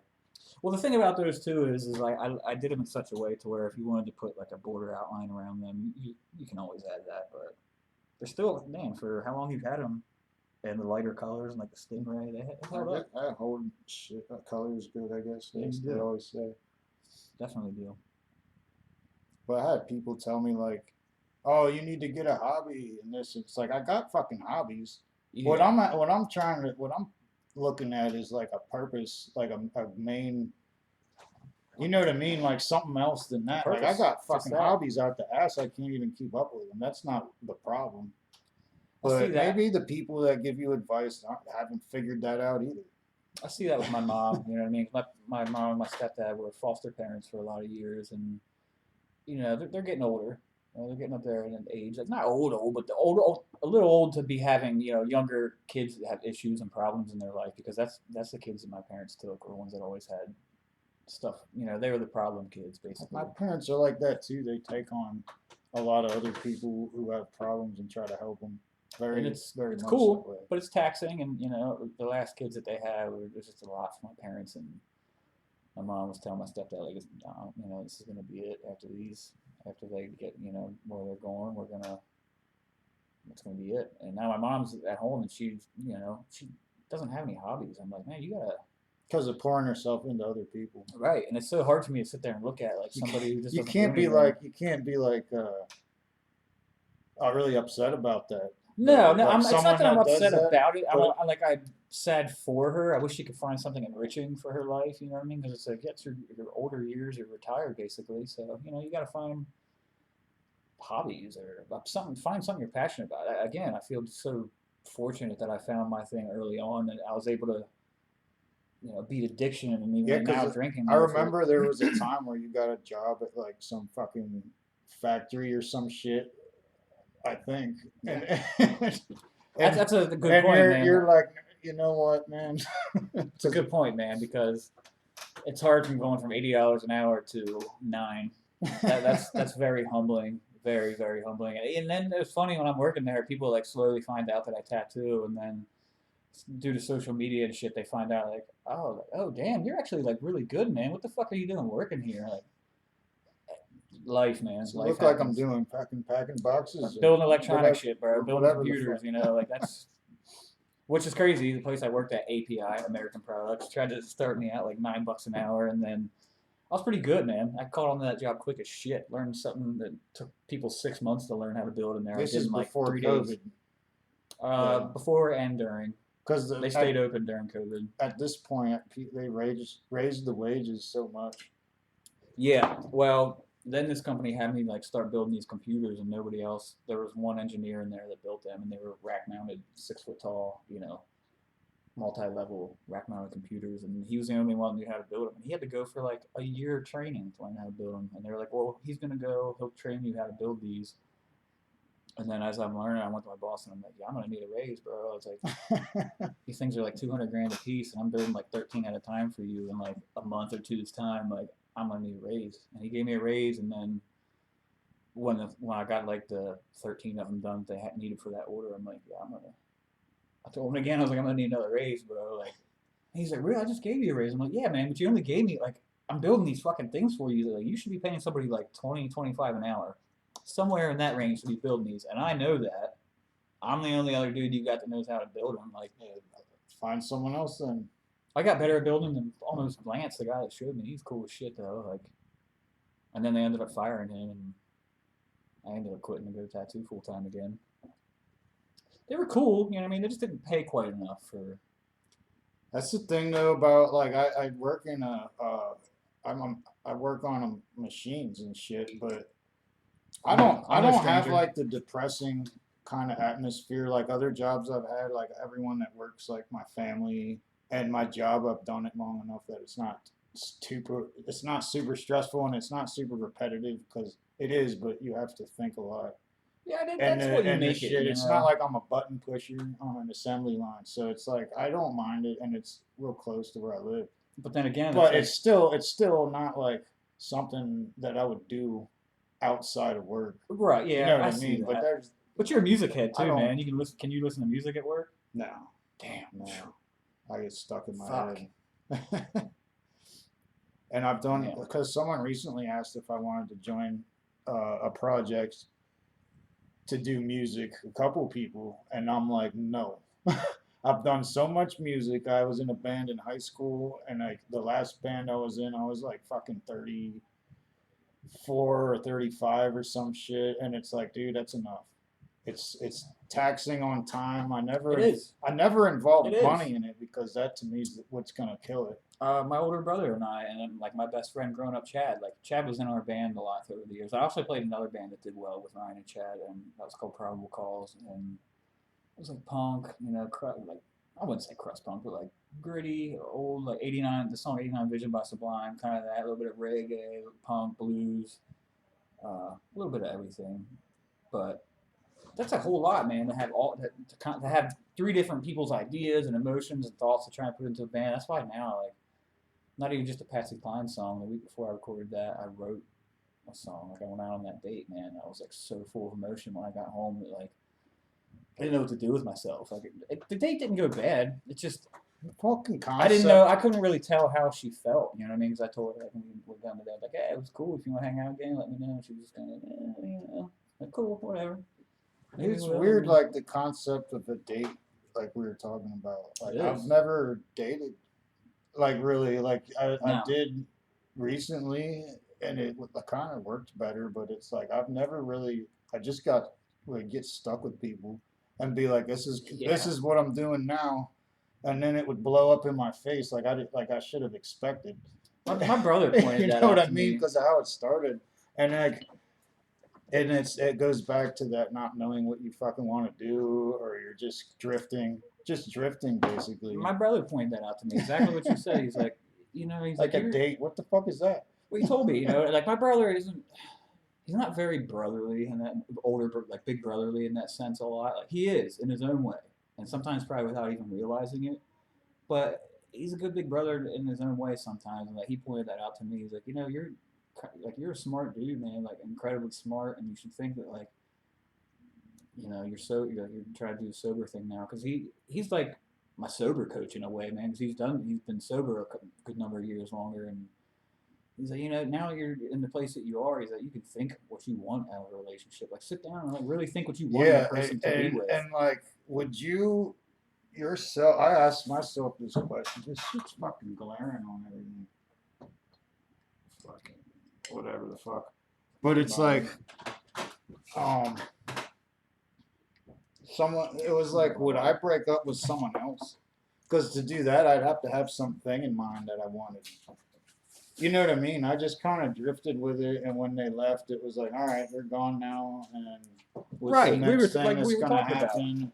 It's like, but it's like the other person was, in most cases, was much worse than me. It's like I should have broke up with them fucking a Misery- long time ago. It's like, what? Misery loves company. Man. Why did I didn't have like an opinion. That's exactly the same thing I'm thinking about right now. Like, I was a little like I wouldn't say offended when my brother said that to me, but I definitely started like thinking about what he was saying. didn't And, I'm like, want to hear it. and it's like you were saying too. Like I just kind of somebody just kind of came around me, and then we would hang out, and then the next thing I know, we're hanging out multiple times a week. And then Yeah. the next thing you know, they're my girlfriend. We never really Yeah. did the traditional date. We never dated or went out, or we went to I parties. thought maybe. that was just something people said in movies, and like I'm like in real life, you don't just go meet somebody you No, don't man, really people know, do, and it's fucking weird. and it's like what would cause you to do that if you don't even know them? Like I would think of these weird. It's just one of the ways, you know. It's one of the ways to meet somebody. And nowadays, I notice since I've been single now for going on a year, like dating culture is something that's very strange, and I don't really care for it very much. No, it's like It's just what I notice dating is. it's like not natural. You don't message somebody for a while, and then it kind of just trickles off because nothing really happens, and like nobody wants to make any effort to go hang out, or it's I bizarre. always man. think it's just someone you end up meeting sometime, but I think in the past it's just been like someone I got stuck with, not someone I met. And that's and not to was say like, that that this can't work. person's cool. It does work for some people, but I don't know. That I notice it's like that. You know, you talk for a little bit, it fizzles out, or other girls I've talked to want to fucking change their relationship status in one day, and like it's either one extreme or the other. Like people want to jump head first into something, they want to get married, and I want kids, and blah blah blah, or they talk barely a couple times, and then it fizzles out, and that's dating in a nutshell. It's a tough thing, man. And especially let's not even get into dating as a sober person and like my date that I went It on, is weird. Like, what I the had to. fuck She you wanted to supposed to meet at a do? bar. I'm like, all right, well, fuck, we'll go to the bar. Like, I'm feel strong enough in my conviction that like could be at a bar, but like, you know what? I'd be lying if I say it wasn't a party when I was there. It was like it gives me a little anxiety, you know, a little bit. It's a manageable That's the anxiety, thing. but Like, how do you meet someone when you don't meet them drinking? Because it's so much easier to fucking talk when you're drinking. oh yeah, bro, Anything just pours smooth as out, shit, and smooth as shit. At least you think you are, you know, which makes it easier ultimately. I think I actually am, to be I honest. think I might be a little bit too, but again, I don't know. It's just that you got that booze in you, man. You can do anything. And then it's the point, like for me, it was like they would drink with me, but then it was like one day they're like, "Well, you like drink every day, don't you?" It's like, well, let's see, today's Wednesday. Shit, you know what I mean? What Yeah. response do I have? I'm like, I thought that's what you did. It's like, no, Drinking, no, no, that's not what I do. I drink. drinking like I did, I drank like every day too. It was always one of those points of contention for me that like in the back of my mind, like I always knew that I'm gonna have to stop doing this one day to be my best. Oh Be yeah, it guitar, be songwriter, tattooer. Like I always knew it was in the back of my mind. Like I can't continue this and be my best anything. you just start, and then you just start failing yourself so much that you start not. Or in my case, it was people fucking never said anything because it's like, well, that's just how he is. Like we were talking about earlier. You know, nobody says anything because it's just that's what you are to them, and you know that's what they expect of you. But But people at aren't least I was able to expect more from myself, and that's the important part. like, I don't walk around telling people what they should change about them and shit. I No, feel I'm like not it'd saying just we be should do rude. that, man. But if you're somebody's true friend, like fuck, bro, I did that shit Yeah, for 25 yeah, you're right. years, and that's And not to you're say I didn't have people tell me. My ex did. oh, She of asked me to course. stop drinking, but you know, it's one thing to fucking ask somebody to stop drinking, but it's another thing to you drink. We go to the bar together all the time. Like, how do you want me to quit drinking? Or Yeah, what do you like? You understand? You want me to quit drinking? I'm probably not going to be able to be with you. So, but she didn't want that there. either. So It is one thing 'cause if you're a tough. friend of someone one night and just be like, dude, I have to say, blah blah blah, because I've done Well, that to misery people. loves company. So if you're at the bar with somebody fucking drinking, they don't want to be that guy to tell you, "Hey, man, you should probably stop drinking." I've You had know, at 4Bs, I would have that conversation like as a introspective, like I just say shit. I that's don't because care. Four Bs is such a weird, eclectic group of people that would go there. It was like, you know, you could say anything. There'd be that dude that worked at Harley, and then there'd be the Somebody fucking. from the hood. You know, it was cool. But I'd sit there and be like, drinking does this and this and causes this, and I'd be bringing everyone down. And I'm like, well, no, I'm just thinking. I'm not thinking if I'm doing. It's such Because a I strange. just analyze shit. I don't care if it goes against what I'm doing or Sure. it don't bother me to analyze. I don't really have shit. much control over that. My brain just kind of analyzes at its own will. Yeah, mine gets carried. Like I have trouble trying to stop ruminating and thinking about weird shit. I'm like, it's not helping Yeah, you, man. dude. It's not helping at all. That's been the hardest part of quitting drinking for me. Instead, like, Oh I'm yeah, already like I'm sure even my exes, they can all tell you, you know, if you'd ask them that the dude can drink deadly amounts and still stay up all night, and then like you know what I mean, go out to the bar or something. We're doing shots all night, like a Saturday night, and doing shots all night with them, and I'm drinking beers the whole time, pound and pound and pound, and you go home. It's like you know they're tired. It's like bar closing time. Next thing you know, they get the piss. It's like 5 in the morning. I'm still up drinking. It's like I can't shut my brain off. one of my favorites. I mean, one of my funniest stories now in retrospect is I got off work and I had convinced myself to go to 4B's because I love their turkey bacon club sandwich. And it's like, well, there's not one of those at home. And so I went there and I'm like, well, I got to have a beer with it. You know how you talk to yourself? Oh yeah. And then I'm like hammered, smashed, or whatever the fuck. And you showed up and we went back and drank more at your place. Then I drove home and I open my freezer and get the tin foil and I eat a hit of acid. And then I go to bed and turn the TV on and forgot I even did that. And like all of a sudden I open my eyes, I'm like, what the fuck did I just? And then I tripped my ass off the whole next day, still never slept. And all this and all this shit happened. And I tell the story because it's like originally I wanted a turkey bacon club sandwich. And it It all ended up started like, because of that. yeah, like I can get so impulsive that it's like out of control, and it's like, how did I get in this spot? It's like, it's Letting your because you brain do the told thinking. yourself coming. I know damn well when I was getting off work, I wasn't going there just for a fucking sandwich. No, But you can talk yourself into anything. it's good to be, look back in retrospect and be honest with yourself, though. That's how you make them leaps and bounds. Man. It was still a pretty cool time. That's it's still the thing. There was some good times, man. That's the romance of it all. And what makes it hard to quit? Like, it's fucking terrible for me, but it's fun. Well, that's the dichotomy. That's the thing I started to find out is right now. What I'm starting to find out is like accomplishing tasks, like feeling accomplished is better than having fun. Yeah. And that's something that you can never tell a partier because they're not gonna. It won't compute. Like I could not get that. I'm like, dude, what do people at work are talking about? Like when we come back from the weekend, normal shit. Yeah, they're like, there was buy one get one pork chops at Giant, and I'm sitting there like, dude, I fucking did shrooms and entered outer space and fucking got drunk and got. That shit has its place too, though, man. Psychedelics they're a good thing. I think I reached them at a point where I needed to, and they started planting the seeds of like, well, who knows what, it's like all kinds of. It's normalcy, man. And then like. So I think I had built up my brain through different experiences to be ready for the time when I actually started to give a shit. I have enough mental tools to start.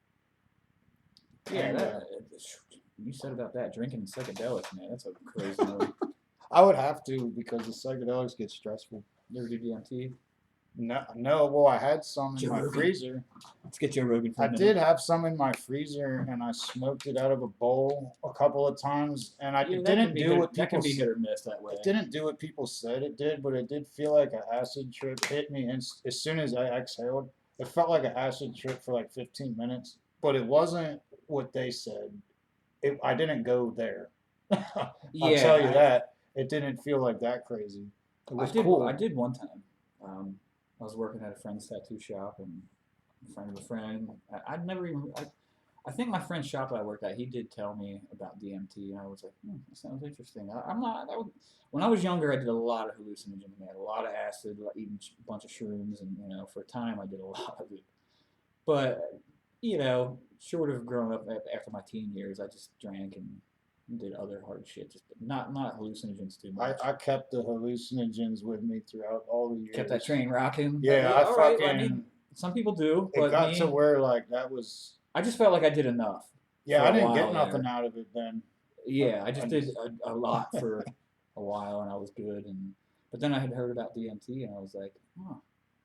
And I was at work, the shop was closed that day. And you want to try some DMT? And I'm like, all right. And that first time, it didn't really. I don't think it did anything. Like you said, I didn't really. You're supposed to get somewhere, like launch. Yeah, like what they say happens didn't happen. The second time though, I did DMT. I went somewhere, man. It was fucking strange. Did you see like the machine elves or whatever? It wasn't. I can't really say as I saw machine elves, but I was on like I was definitely somewhere. I felt like I was out here. I was way out this. Like I went up and out somewhere, and I was like almost on like a moving floor. Like it was like an escalator but flat, and there was shit going on beside me. And then I came up to a big. There's a huge fucking gate. Like a big, large, giant gate, and I'm like looking up at this huge gate, and then as I'm looking up, I get all the way to the top of the gate, and there was like a huge fucking. The best way I could describe it was like an alien head, like looking down on me. It was. That's what they fucking say. And it said it was just shaking its head no, and I was like, I really wanted to go back. Oh, it was like you're not coming. You're not going. I wasn't allowed to go behind whatever that was. That's crazy. Yeah, and then next thing I know, that's crazy, man. And like, you have no concept of time or anything. It's weird. It's cool. That's what they say. And like on YouTube, I would see different people that have no connection to themselves whatsoever say the same shit. And I'm like, there's never been a substance that makes everyone see the same shit. Yeah, I've read that about DMT, and that is fucking weird. Yeah, that's why I wanted to know. But after I smoked it them couple times in the bowl, I just started thinking, and I'm like, maybe there's shit I'm not supposed to know. I'll find it out when I die. There was another time that I did it, and I smoked it again that time, and like, but I had drank like 8 or 9 beers by the point that I had smoked it, and like it was weird because like I was feeling strange, so I just kind of sat there with the same dude I did it with before, and I'm just sitting there, and I was still drinking and shit, and I had my eyes closed, and all I kept seeing was this rose, and it was a rose that would just keep growing, and the petals would fall off and die, and it just kept growing from the center of itself, and I opened my eyes and it wouldn't be there. I'd be like kind of fine, but every time I would close my eyes, I would just see this fucking rose growing out of itself and dying, and the like petals falling off, and it was cool. But I don't think I went there again though. I'd like to get behind that fucking gate. It Who said knows though? no. Maybe that's the gates of heaven, and I wasn't meant there because I was still alive. Or psychedelics are crazy, man. They're fun. Yeah, I've had some of the greatest. Man, when I went to, did you ever hear of Anarchy? It was a punk festival. That sounds familiar. I went there, and because their beers are like $10, I just brought a bunch of acid and ate acid at the festival, and I had one of the best times ever. And then Suicidal Tendencies played Institutionalized, Oh man. and I jumped in the pit, and the acid just went away instantly. And I just started fucking people up, and then when I got back out, it came back. I was like, I had that much adrenaline from that Yeah, song. probably adrenaline. It's a good fucking song. That is, man. Damn. Pumping that adrenaline. That was a cool festival. Yeah, honestly, playing in bands and stuff, man. One of the best shows I can remember we did. We were doing like a little mini tour, and we had a band that were friends that they were from Pittsburgh, and they invited us to come out and play, and a couple times with them. And then we had made like other friends, and I think the band we made friends with, they were playing this big fucking festival, and we didn't know. They're like, "Yeah, we're playing this festival, whatever, whatever." We're just thinking like, "Yeah, cool, maybe 100, 200 people." Like, pretty much like what we played. You know, I mean, party shows. We were a party band for the most part. Like, we took ourselves pretty serious, but most people saw us as a party band, and we went and they invited us to play this festival with them, and we pulled in there. And I realized like, oh, this is a festival, Like a real one. Dude, I pulled in. There was like 2, 3 beer trucks. The beer trucks had 3 full kegs on the other side, so it had like 6 full kegs. Okay, I know. So one like in my alcoholic mind, I'm like, yo, that's a lot of beer for. And then I started seeing the parking lot and how many cars are there, and then the stage, and I was like, yo, this is fucking amazing. And I played drums in our band. Were there known bands that playing?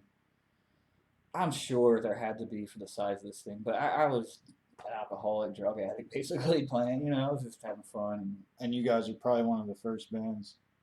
And then We did play early. I remember it was still light out. It was not too long after we had gotten there, which was nerve wracking because I'm looking at my piece of shit drum set compared to everybody else's nice shit, and I'm like, oh man, not embarrassed. You know, what I mean, I don't know. It's hard to embarrass me, but just like, damn, man, this is like real deal shit, and we're some fucking crusty punk reggae band.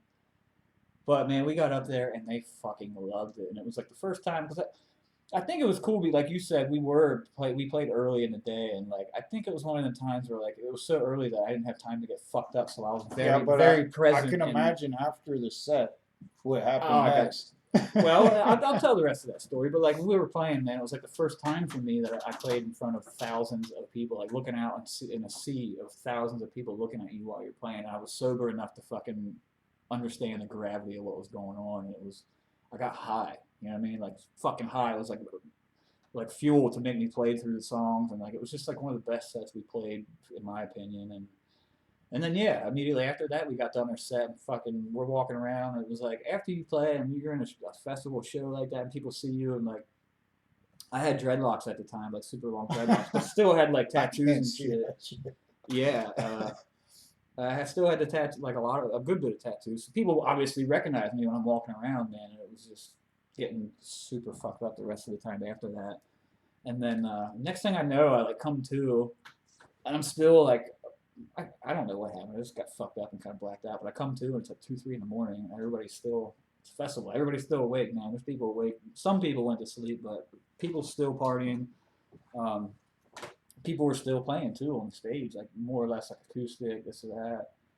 I'm super fucked up, and then I did something that gave me a little bit of energy, and the dude that was like one of the main guys that putting the show on came up and he was like, "Hey man, I heard you play guitar and sing too." I'm like, "Yeah." He's like, "You write your own shit?" I'm like, "Yeah." I was like, "I do some covers." I was like, "I write my own shit. I prefer to." And he's like, "How about you get up there and play after my boy, whatever, whatever." And I was like, I'm looking around like, damn, there's still a lot of people up there. It's one thing to be behind a drum set, you know what I mean? Like I know that shit that we were playing, like the back of my hand. For a band that partied and drank and shit, you can ask anybody that knew me.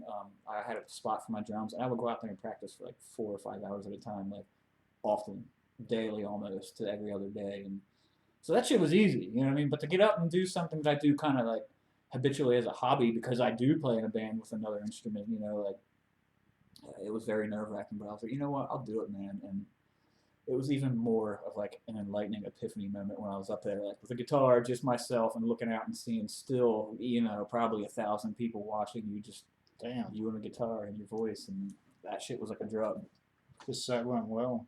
It did, man. People loved it. It was, which gave me a lot of confidence at the time because around that time, I of course did play out by like playing guitar and singing my songs, but not as often and not on that level with that many people seeing it, and just being present with you in that moment is a powerful thing. That is crazy, man. When I was, I'll never forget it. I don't know if it was high school or right out of high school, but we went to see the Casualties at Dillsburg Fire Hall. Those are the days. And we were in a punk band, me and my buddies, and like what was it one called? oppositional defiant disorder. And it was like one of the openers didn't show up, and so they let us open. They let us open the show, and That's awesome. still is brick fire hall. It's nothing like that, but some of the people started fucking going in the pit, and it's like it's like they like my music. It's like a crazy feeling. If you ask me, those types of shows, I've seen more feeling at than I've seen big stadium shows, man. Because those people that are there are like diehard. I actually don't prefer bigger shows. I like them small ones. But I did too. Until that Pittsburgh show, man, that hit like struck a chord in my soul when people were like, I couldn't imagine being alone. And you're doing vocals with guitar. Like my brain would just be like, especially in a new place, and it's very big, and it's a big venue, and it's loud. And it's like they had to dial me in, and like it felt like all official. Like, oh my god. I was okay with that. Like I said, I had played. You know what I mean? Like I was very fortunate in the fact that when I started sizable. Well, when I started playing guitar and singing and writing songs and shit, I already was playing in a somewhat known band. Like our band was getting known at that time. Because basically all I did is I went to fucking Eastern High School, and coming from Redline, it was like such a different, cliquey, weird, like groups of people hung out there with each other. Like Redline, you knew what Redline's big on music. Yeah, definitely. But at Eastern or Redline, you knew what clique you were. You know what I mean? Those cliques stuck to each other. But when I went to Eastern, it was like the jocks hung out with the fucking rednecks, and it was just I didn't know. Oh, they all kind of meshed together. Yeah, and it was hard for me to navigate. I didn't know where I fit in. And like one day I was there, and I had just gotten a drum set, and I was like, it was in the back of my car because I drove at that point, and I was like, fuck this. And they had block scheduling too, which is 80 minutes of the same class. I'm like, this ain't for me, man. My mind can't handle this. I felt trapped and like anxiety ridden. I was like, I'm gonna go home and learn how to play drums, and I fucking did. I taught myself how to play in like a month, and then we started playing shows like shortly thereafter. Because I thought we were playing reggae at the time. I think we should be able to find a reggae drummer. It's a 4/4 standard, pretty standard beat, but it's not all it is, man. Listen to the Police once, and that should tell you everything you need to know about reggae drums. It's not cut and dry. And you didn't go towards a ska direction. We did play a little ska. Yeah, we did play a little, but it was more reggae for sure. Isn't it like the reverse beat that you play? The upstrums is that's probably what you mean. Yeah. When you're playing like. Yeah, like the backbeat or whatever. Yeah, the upstrum. I do love ska, man. It's if it's done right. Yeah, I don't love all ska, but I do love ska. There's a lot of shitty ones. I like the Against All Authority, the first one, and they Destroy What Destroys You. They kind of went off track. And like some of them older ones, like Falling Sickness. That happens though. I mean, you know, you're a band for so long. It's like people talk shit on Metallica and everything. It's like, what do you want them to fucking play the same music for 40 years? Dude? What do you want from these guys? Like they did that already. They can't just keep beating a dead horse. It's like. It's because like I did that. I got pissed at them. It's because you have all the albums, and you're listening to them, and you're like I'm like 15 and I got albums from the 80s You fall in love with it, man. I get and it. shit, and like they've been there since the 80s. Like they're not the same people. I'm the same fucking person. I want the same Right. fucking, not the same album.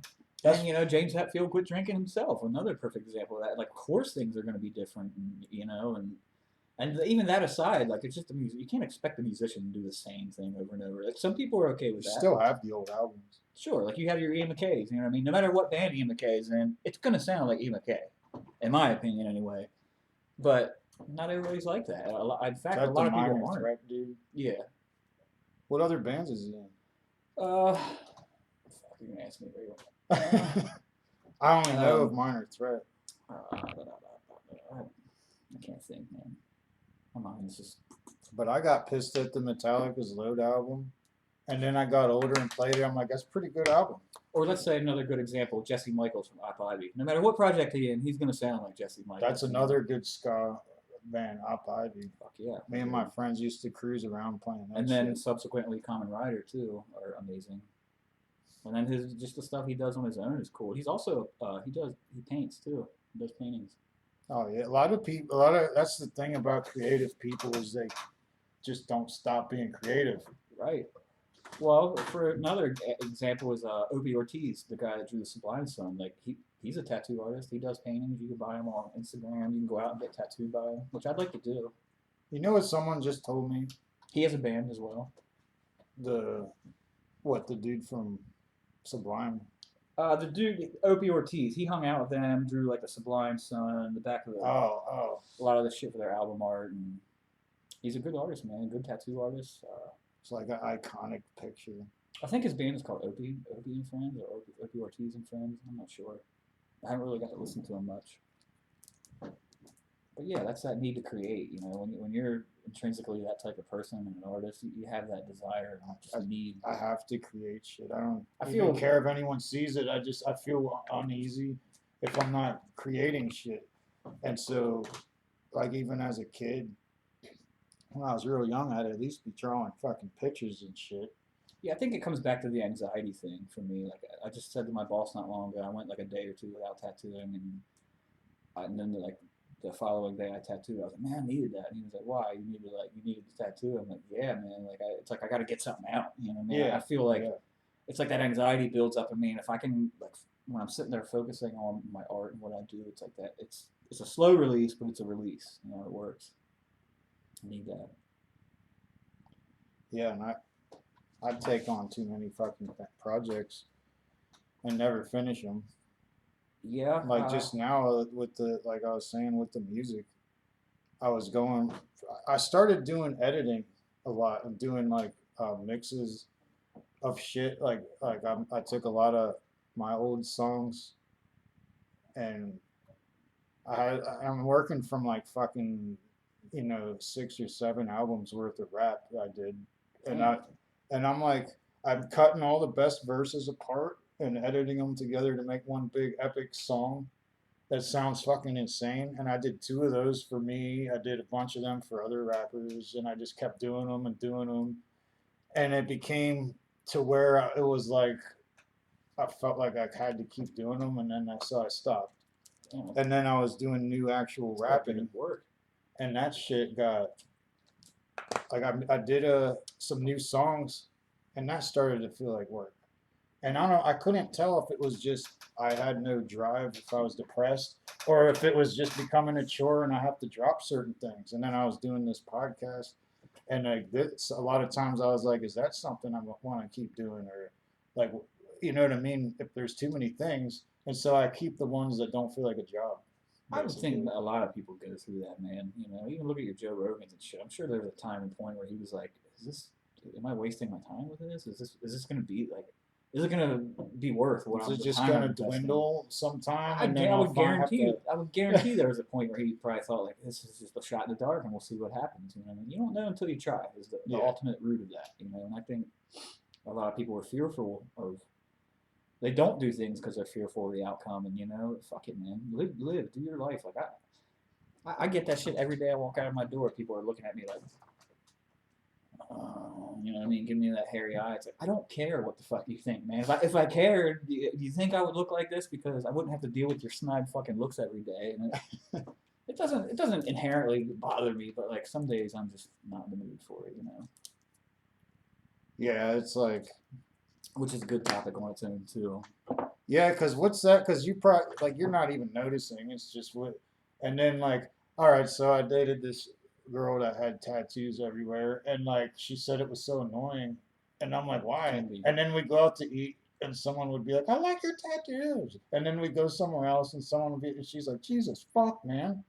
I Leave don't me mind that. alone. I get that Probably probably different. You're an daily. artist, a tattoo artist. Right. That's where it does differ But for me she's because I'm just like, oh trying well, to here's a eat. card. You know Your what I mean? fucking Like, tattoos are like and fucking 15 years old. It's not even, you know what I mean? I'd be lying if I said that wasn't a conscious part of the way I tattoo myself and having shit the way I have it because somebody says that. Bam, just they open the avenue for me to give them one of my business cards. Like this is my calling card. Oh well, I do tattoos, you know, but you know, there are days, man, where it's just I don't mind at all when somebody's like, "Hey, I like your tattoos. That's cool. Hey, thank you." You know what I mean? I'm always very nice about it. And I do appreciate it. It's cool because I like them too because I got them. But when some people just, you know, for one example I could think of, I was in physical therapy because I hurt my back really bad, and I was in physical therapy waiting for the nurse and doctor or whatever to come up and help me out. I was just sitting there on the chair waiting. There's a lady beside me, like there for physical therapy. Staring at you. She reaches over and grabs my shit and like yanks my arm and is like, I'm like,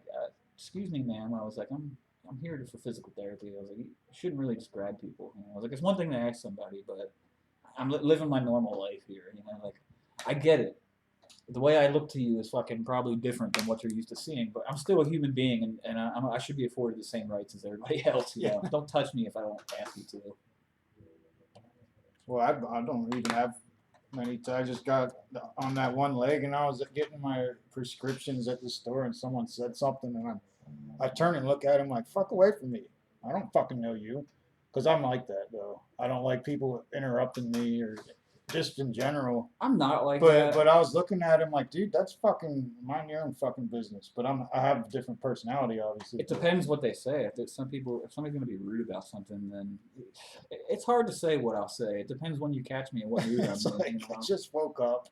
My fucking dog died. I'm My generally fucking I'm generally nice about it because I really don't care what somebody might think about what I look like. Honestly, I don't. I'm kind of like that in general though, so it's not that. It's just like I don't like people fucking bugging me and shit. That's actually starting to go away from the sobriety. I think a lot of that was just because I'm like. Yeah, sure. And another thing I noticed when you don't want people looking at you and you want to be left alone a lot, I started to notice it's because you're ashamed of yourself because you're not doing what you want to in life Yeah, you don't want to be noticed. and you don't want people looking at you and it's subconscious. I wasn't even thinking about that shit till I started picking up the pieces and I'm like, oh, that doesn't happen anymore. I don't Yeah. shy away like stop like the fuck out of my face. I don't do that shit so much. Yeah, I wonder anyway. I wonder if that's what it is. I'm sure that's definitely a part of it for sure. I don't know. I've just never been.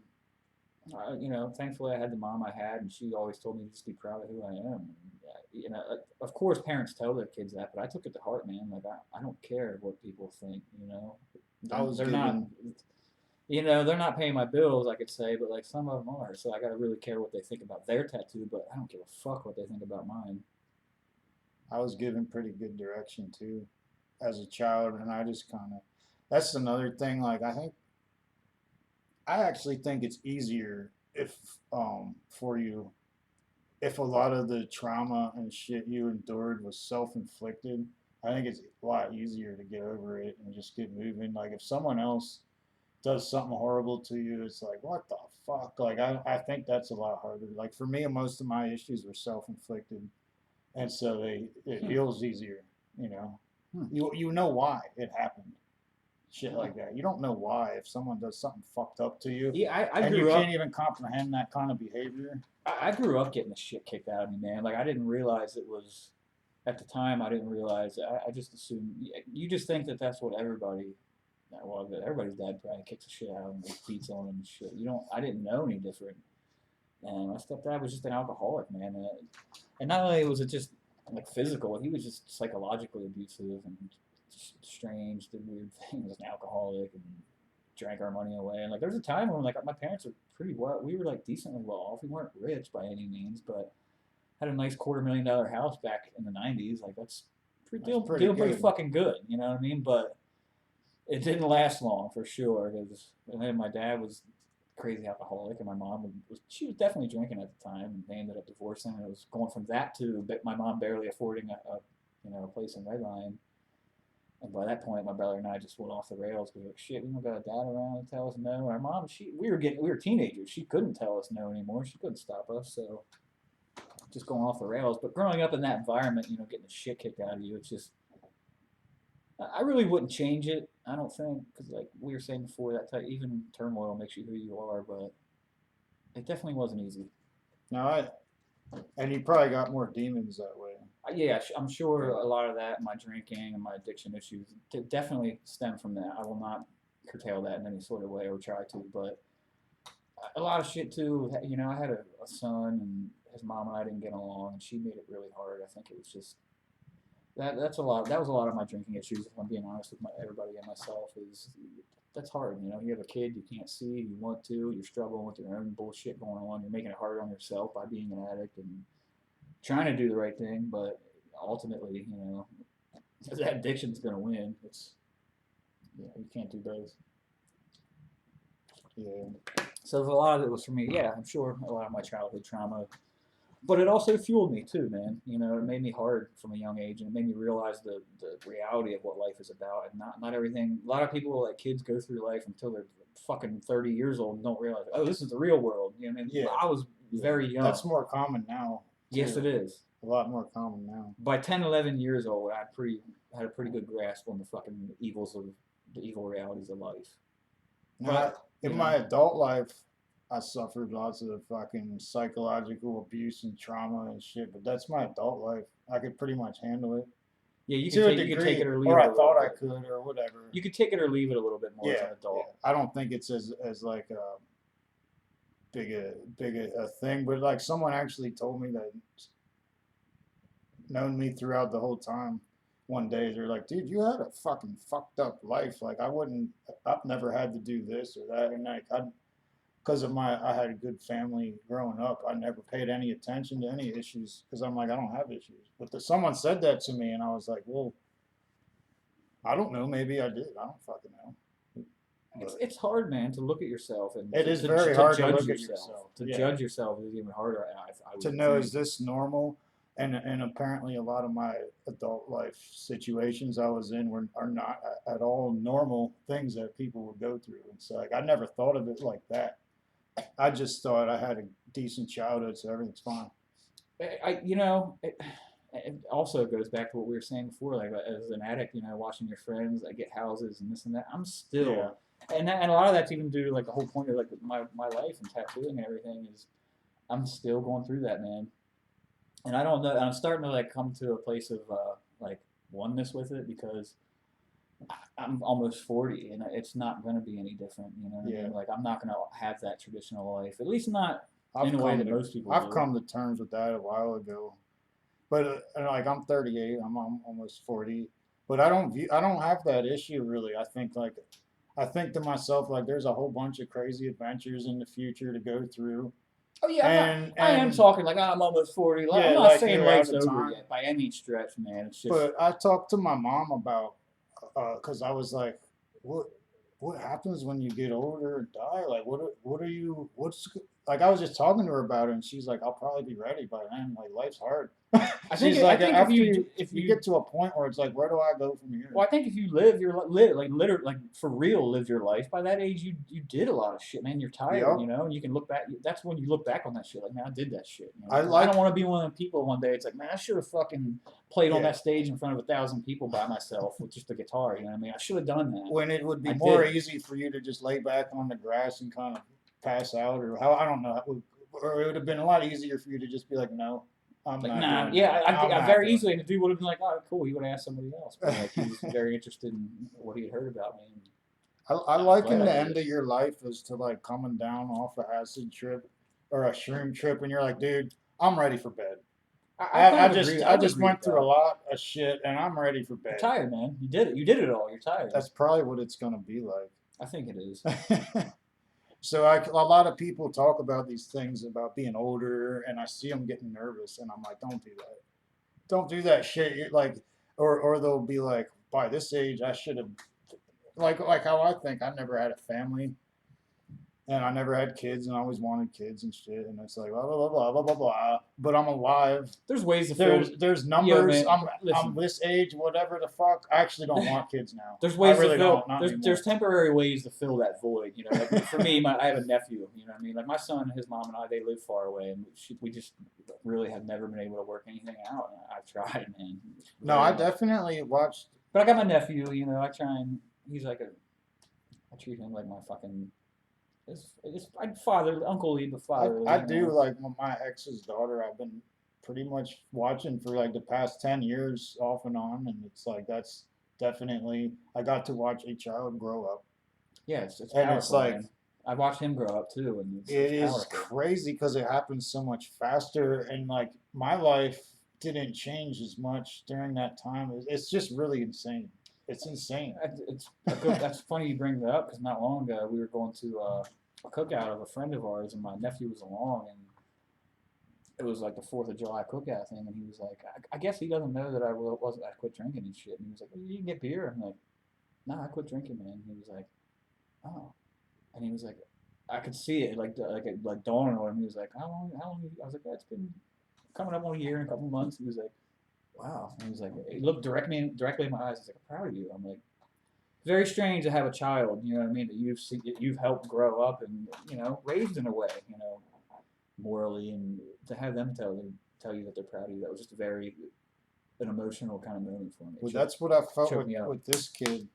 I hadn't been around in a long time, longer than I ever went without really being a part of their life. And recently, I went down to chill with them, not even for very long. And I think that she's seen like the look in my face was different. Yeah. Like, oh, he snapped out of it finally. You're present. Fuck, man. You're present, man. And like another person, I valuable. went to someone's house and their girlfriend was like, "You look very healthy," and I'm like, "Why would they? I look the same. Like, I don't You think you understand. do. Like, where'd this come from?" And it's like, I had that happen too. you know, you Somebody saw drop me and was like, basically everything. You know, I had that happen too, man. That is a weird you thing. look really healthy. It's like I even go back and look at pictures, and I'm like, I look the same. I don't fucking know what they're talking. I think it's the eyes are white. Dark underneath your eye. Your eyes have a look when you're constantly Yeah. fucked up, man. They're reddish or half or squinted A or little just, sunken in. and your expression's more lost. I think that's a lot of it. I think it's like I Because said. you look into someone's eyes, you see their whole soul You almost. can. I truly believe that. But I think a lot of people are that look they have is just it's a defeated kind of a resigned. Whatever. Yeah, whatever. I give up. I'm done. Yeah. it does defeat you like that. Yeah, I'm done with this shit. I think I tried. It sucked. I'm out. Addiction lends itself very well to that defeatist attitude. It's hand in hand. Yeah. It's so like living on that pink cloud of sobriety, and that's the thing that people should know too. It's like the first couple months are like you feel reborn, but you know life goes on, and problems don't stop just because you know you got sober. Shit still happens, and you still have to deal with it. You just have to deal with it in a different way, and you don't have that shit to run back to. And, I think it's getting easier. Like I noticed when things happen now to me, and I think I realized there's no running from it. Like I started pacing outside and doing weird shit like pacing around and like trying to find shit to fidget with. yeah. And it's like, oh, and then after like a couple days of that, I'm like, that doesn't work. And it's so much quicker to figure out that doesn't work than the other shit. And so then I just face the issues and I realize it's like doesn't take that long to deal with a problem now. Right, and that harkens back again to me being fortunate to have my thing, man. Because like I was saying, my boss said a lot of times my drawings that I do, it takes me longer to draw the shit than it does the tattoo. The tattoo, it's once I draw it, it's there. I have a formula down. You know, everything I tattoo, I can just look at it like I'll do that way, this way. But once it's done, it's the work's done basically. Because tattooing comes pretty easy to me at this point. But the creative side of it, man, I don't think that's a thing that a lot of people think about. Like, The creation comes from nowhere. well, It they comes don't, from your fucking own head. right, and people don't think, you know what I mean, that like they're coming, let's say John or Jane Doe walks in the door of the shop, and they're like, this is what I want, and you know, this is the time frame I'm looking to get it done in. Cool. But what they may not be taking into account is they're one of 15 fucking people that I'm drawing something for, and to as an artist, to perpetually put yourself on that in that place to where you have to deliver on a steady That's all where the it time gets basis. fucked up. It's hard, man. Like And I said with the music, like it's like I have to feel it. you do. You can't, and that's the thing. You got to force it sometimes when it comes to being a tattoo artist. You really have to force it. And fortunately for me, I don't feel that way a lot of the time because, again, I'm fortunate to have people that understand my vision and what I want to do and where I'm trying to take it. And Now I have a question. You know, like, 'cause so when I went to get shit done, you know, like at the barber shop, when you're a kid, they'll be like, "So what grade are you in?" What like when I was getting my tattoo done, the guys started doing the talking. Luckily, me and him were like totally like almost like I we were into the same shit and we were the same type of person. That is Do you have to fortunate. do the talking shit?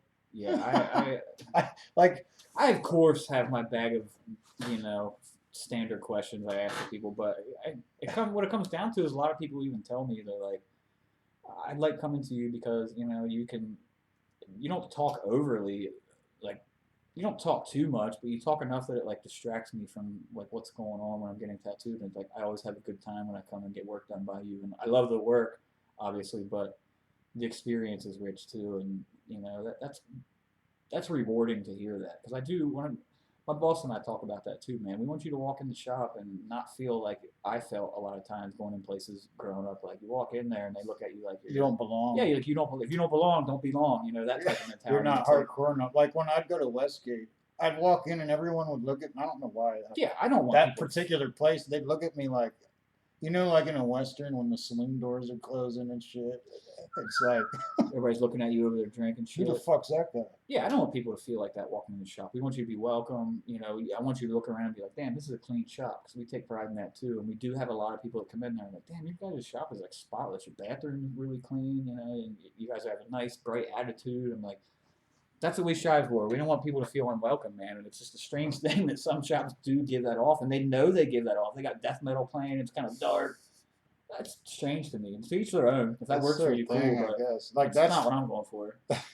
well, you're kind of like calm and I'm of the Ed. and I'm of the. pleasant. I'm of the so- Ed Hardy mindset, man. You know, like he had that shot back in the day, "Wear your dream," or like he had that saying, "Wear your dreams." I think it was on his business card, if I'm not mistaken. "Wear your dreams," and that really sticks with me because that's ultimately what I want people to do. Now he took it a little far and did shit. He was stepping out of boxes, man, that people had made back then, and I'm glad he did because he did a lot of things that made people realize, and not only him, Sailor Jerry, definitely great component things, but Ed Hardy took it and really branched it out into that custom. You know, he was one of the, to my knowledge, at least in that area at the time, one of the first people out in California to have a custom shop. You know, you walk in, you could not get a piece of flash. You could be like, I have this idea, and he would take your idea, and he did that. So like, are you saying like early on it was like you picked like a picture Yeah, man, like off of tattooing. something? I mean, tattooing itself, in a nutshell, when it first came around in like the United States, it was like it was like a craft. You know what I mean? It's not. It wasn't even like. Yeah, it wouldn't definitely be considered art. It was just kind of something that people did. You know, carnival style. And it's funny you bring up barber shops because a lot of like tattoo shops were in the back of barber shops originally. Oh yeah. That's how they because they weren't really legal, but they'd have a little back room. You go in there, get a haircut. You know what's going on. You could go in the back and get a little tattoo by a needle that's tattooed fucking 3,000. They weren't legal. Not all the time, no. I mean, tattooing in New York wasn't legal till fucking what, the 90s, mid 90s, somewhere around there. Really? It could be even later than that. I'm probably misquoting that, but it was later than you would think. Yeah, I didn't know all that shit. but that's the reason people don't realize like the term flash. When you walk in, you see they have flash on the wall. The reason it's called flash is because they can fucking grab it and take that shit down in a flash. I mean, or some people say it's because you could pick something in a flash, but realistically, it's because they could grab it and fucking go in a flash because it was illegal. I thought that shit was more of like giving you ideas and Like when you It walk still in. is. It does still have that component to it, but I never think of it that way. Like there's like a renaissance just picking though. something off a thing. There's definitely a renaissance of what's going on with people like traditional tattooing specifically. Like people want that old shit again, and you know they want the old like Cap Coleman, you know the Burt Grimm, Sailor Jerry. Like people do want that. Now around here, people don't a lot, which sucks for me because I love doing that shit, and I would do it every day and never get sick of it. But it just isn't. Again, you got to know your area, and I think your pricing and the style you do. Like I consider myself pretty well rounded in a lot of different styles. You know, I can kind of deliver whatever comes through the door, short of you know highly like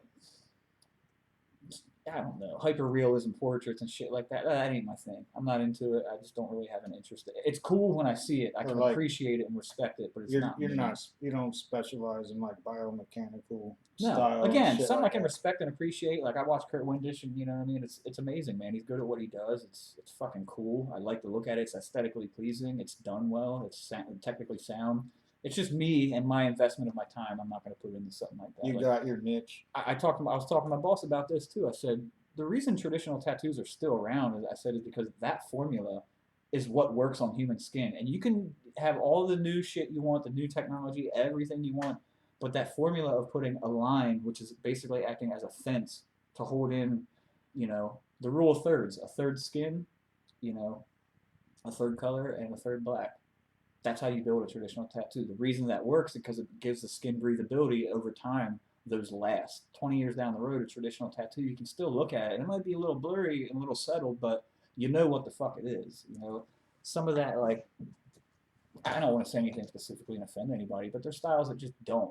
I'll say that there's hyper realistic color portraits and stuff like that. They don't hold, man. And yeah, you can go to Nico Hurtado and he'll hook you up. And I'm sure he's one of the people that I've seen his shit healed for long periods of time. That he does pull it off, but who's to say those people aren't going and getting that touched up every couple of years? Because they probably do, man. But you don't have that bold line fence whole outline holding everything in. It just don't, in my opinion, at least.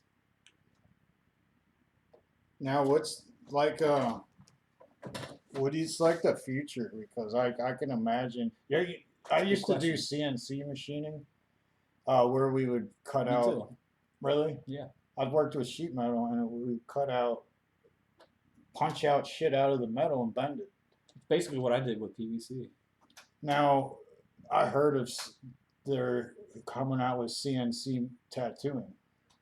Like, Yeah, do you see it going in I've a seen weird it. I've direction seen it. where I've it's like seen somebody like a video, like multiple videos of people getting that done by a machine, and it's like and another thing is where I went, they had like lotion that kills the pain too. I So knew you were gonna bring that I up. was That's a good. It's because a good point. It's a good because point. it's We should like discuss that. it's like so both those things together, you get what I'm getting at. Like Yeah. the experience could go away. You mean they're taking the soul out of it? Yeah, because Yeah. that's your prize for enduring the pain in some Sure. ways. There's a I lot can agree of with things that. about it, but then like so that and then I'm an old not school having an purist, so actual artist, having a computer program do a tattoo, and I, then simultaneously not having it hurt. That's just to me like a fucked up thing. well, let me address the The pain. the machine part of Part it of for like a it. machine doing your tattoo. I mean, we all know, like, yeah, that someday they probably are gonna have a machine. Like the ones I've seen, it's very rigid. You know what I mean? And it's basically, Rudimentary. it's very basic and primitive at its current point, or at least what I had seen, because that even was like a couple years ago. Now it's probably much beyond that, but it's never, and it could look amazing. You know what I mean? It could be like a fucking Da Vinci on your leg, but That's kind of the problem. Though. you know, there's no soul, and there's like you're the whole. Again, people say a lot of people come to me for the experience. Like, yeah, Yeah. they like the art, they like having the tattoos, but it's the whole process for them. And I think with that missing from coming from a robot, it tattooing will always have people doing it. You know what I mean? Because it's almost like it's like wearing a name brand. When you say, "Oh, I went to so and so and I got this done," people like Yeah, that yeah, part it of it. is They actually. do. They do. You know, that's why it pays to be on top of your fucking game nowadays, because there's so many people doing it and so many people are good at it, and it's just so readily available on the internet to be able to look shit up and see something amazing that And you have to be good. it's art, so a machine can only go so far. That's Like that's the you soul. just said half of your time is creating the picture. Ain't no fucking machine creating your picture. No, That's not a thing. The crazy part is though, man, is they have machines that can kind of, They got shit like like there's machines writing whole movies, like like movies and writing stories, and it's just all AI creating. That's fucked up. It's weird and That's it's a scary. little scary, yeah. But A machine writing a story. no, I to answer that question, I think that people will always be behind the tattoo machine.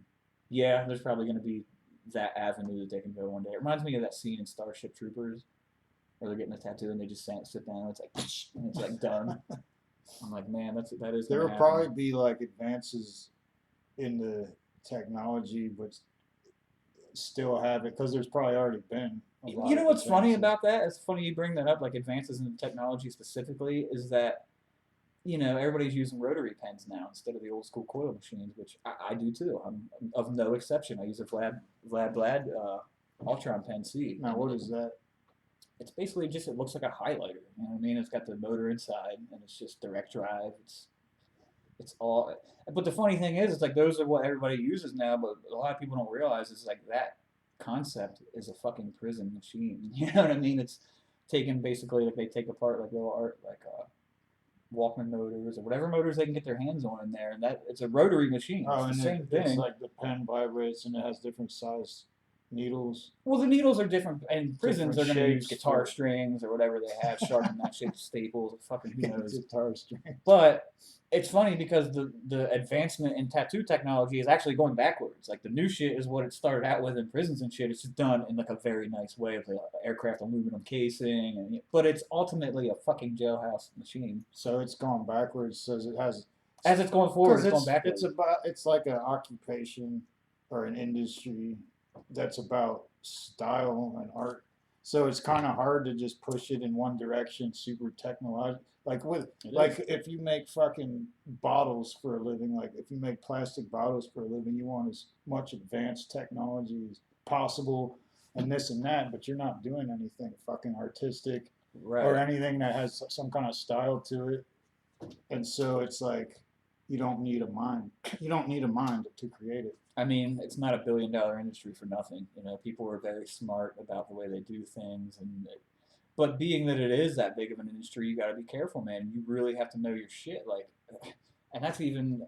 I'm very, very like obsessed with tattooing and like everything inside of that whole industry, and I'm probably a little more than a lot of people probably are that even tattoo. And I look into things, and like it's just crazy nowadays. Like you can even have bottles of ink, if you're not careful, they look exactly like the real shit, but they're from like China or somewhere. Who fucking knows where they're from? Mostly China, but it just looks like the real shit. I'm talking down to the labels and everything, but the colors are a little off. They're not. It's not whatever they're putting in it. It's just to look like real. It's not even shit you should be putting in your body. But Eternal Ink has to take their bottles and they'll emboss a little fucking thing on it. Well, these companies like learn that, and then they do that, and then the company's got to change it again, which drives cost up for us for the real shit. And it's like, I wish there was some way that it could be regulated a little better.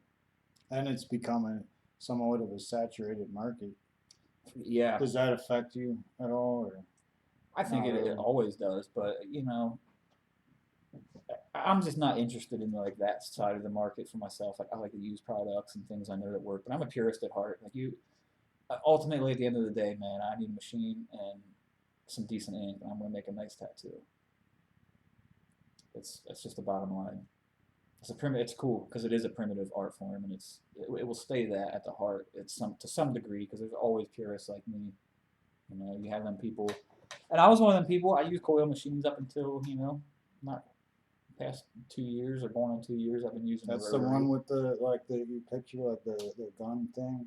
Yeah, it's got like the 2 coils on it. It's loud, bang. And now the pens and that you change the tops or whatever. The needles are actually cartridges. So you put the cartridge I think that's what the dude and for the coloring he had a wider. I mean that's still the same. Like they still have liners and mags and round shaders and what have yous, but that being now that they're rotary, what's cool about having the cartridges is I can use one machine. In essence, some people use more because they like to work for fine line or like soft black and gray. They may use different machines, but that depends on preference because they have machines now that you can adjust that. One of my rotary pens, you can do that. But the cool thing about it is those cartridges is ideally I could use one machine and just And I do. My machine does it all. So I can just put a liner in there. I line, take the cartridge out, I grab my bag for shading, color packing, whatever. Just pop that in there. Almost looks like a dentist office, I think. When I It fucking should. when I If see it doesn't, you know, I mean, if you go to a tattoo shop and it don't look like everything's covered and clean, and you know, here's a good idea: you go to a tattoo shop, use their bathroom. See how clean the bathroom is. If the bathroom's a shithole, they probably don't.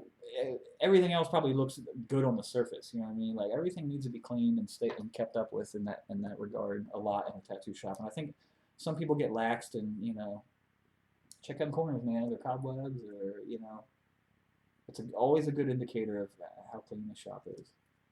Yeah. Well, ladies and gentlemen, Erik Kibler. What's the name of the shop again? Idle Hands, a tattoo parlor. We're at 54 Carlisle Avenue, actually right beside Dreamlights Theater. Because it's kind of on a weird spot that's like a little one way, and people are like, oh, I don't really know where that's at. But right by the fairgrounds, right by Dreamlights, right on the corner by the alley there. I guess we could be easy to miss, but keep an eye out for us, and we're there, man. We're cranking out awesome custom artwork all the time. Oh yeah. Another Crown of Thoughts episode. Fucking Thanks for good having me. one. Thank you for having me. And yeah, you're welcome. You guys have a good one. And Take whatever. I never know what to say at the end. So just whatever. Bye. Sayonara. Keep it greasy.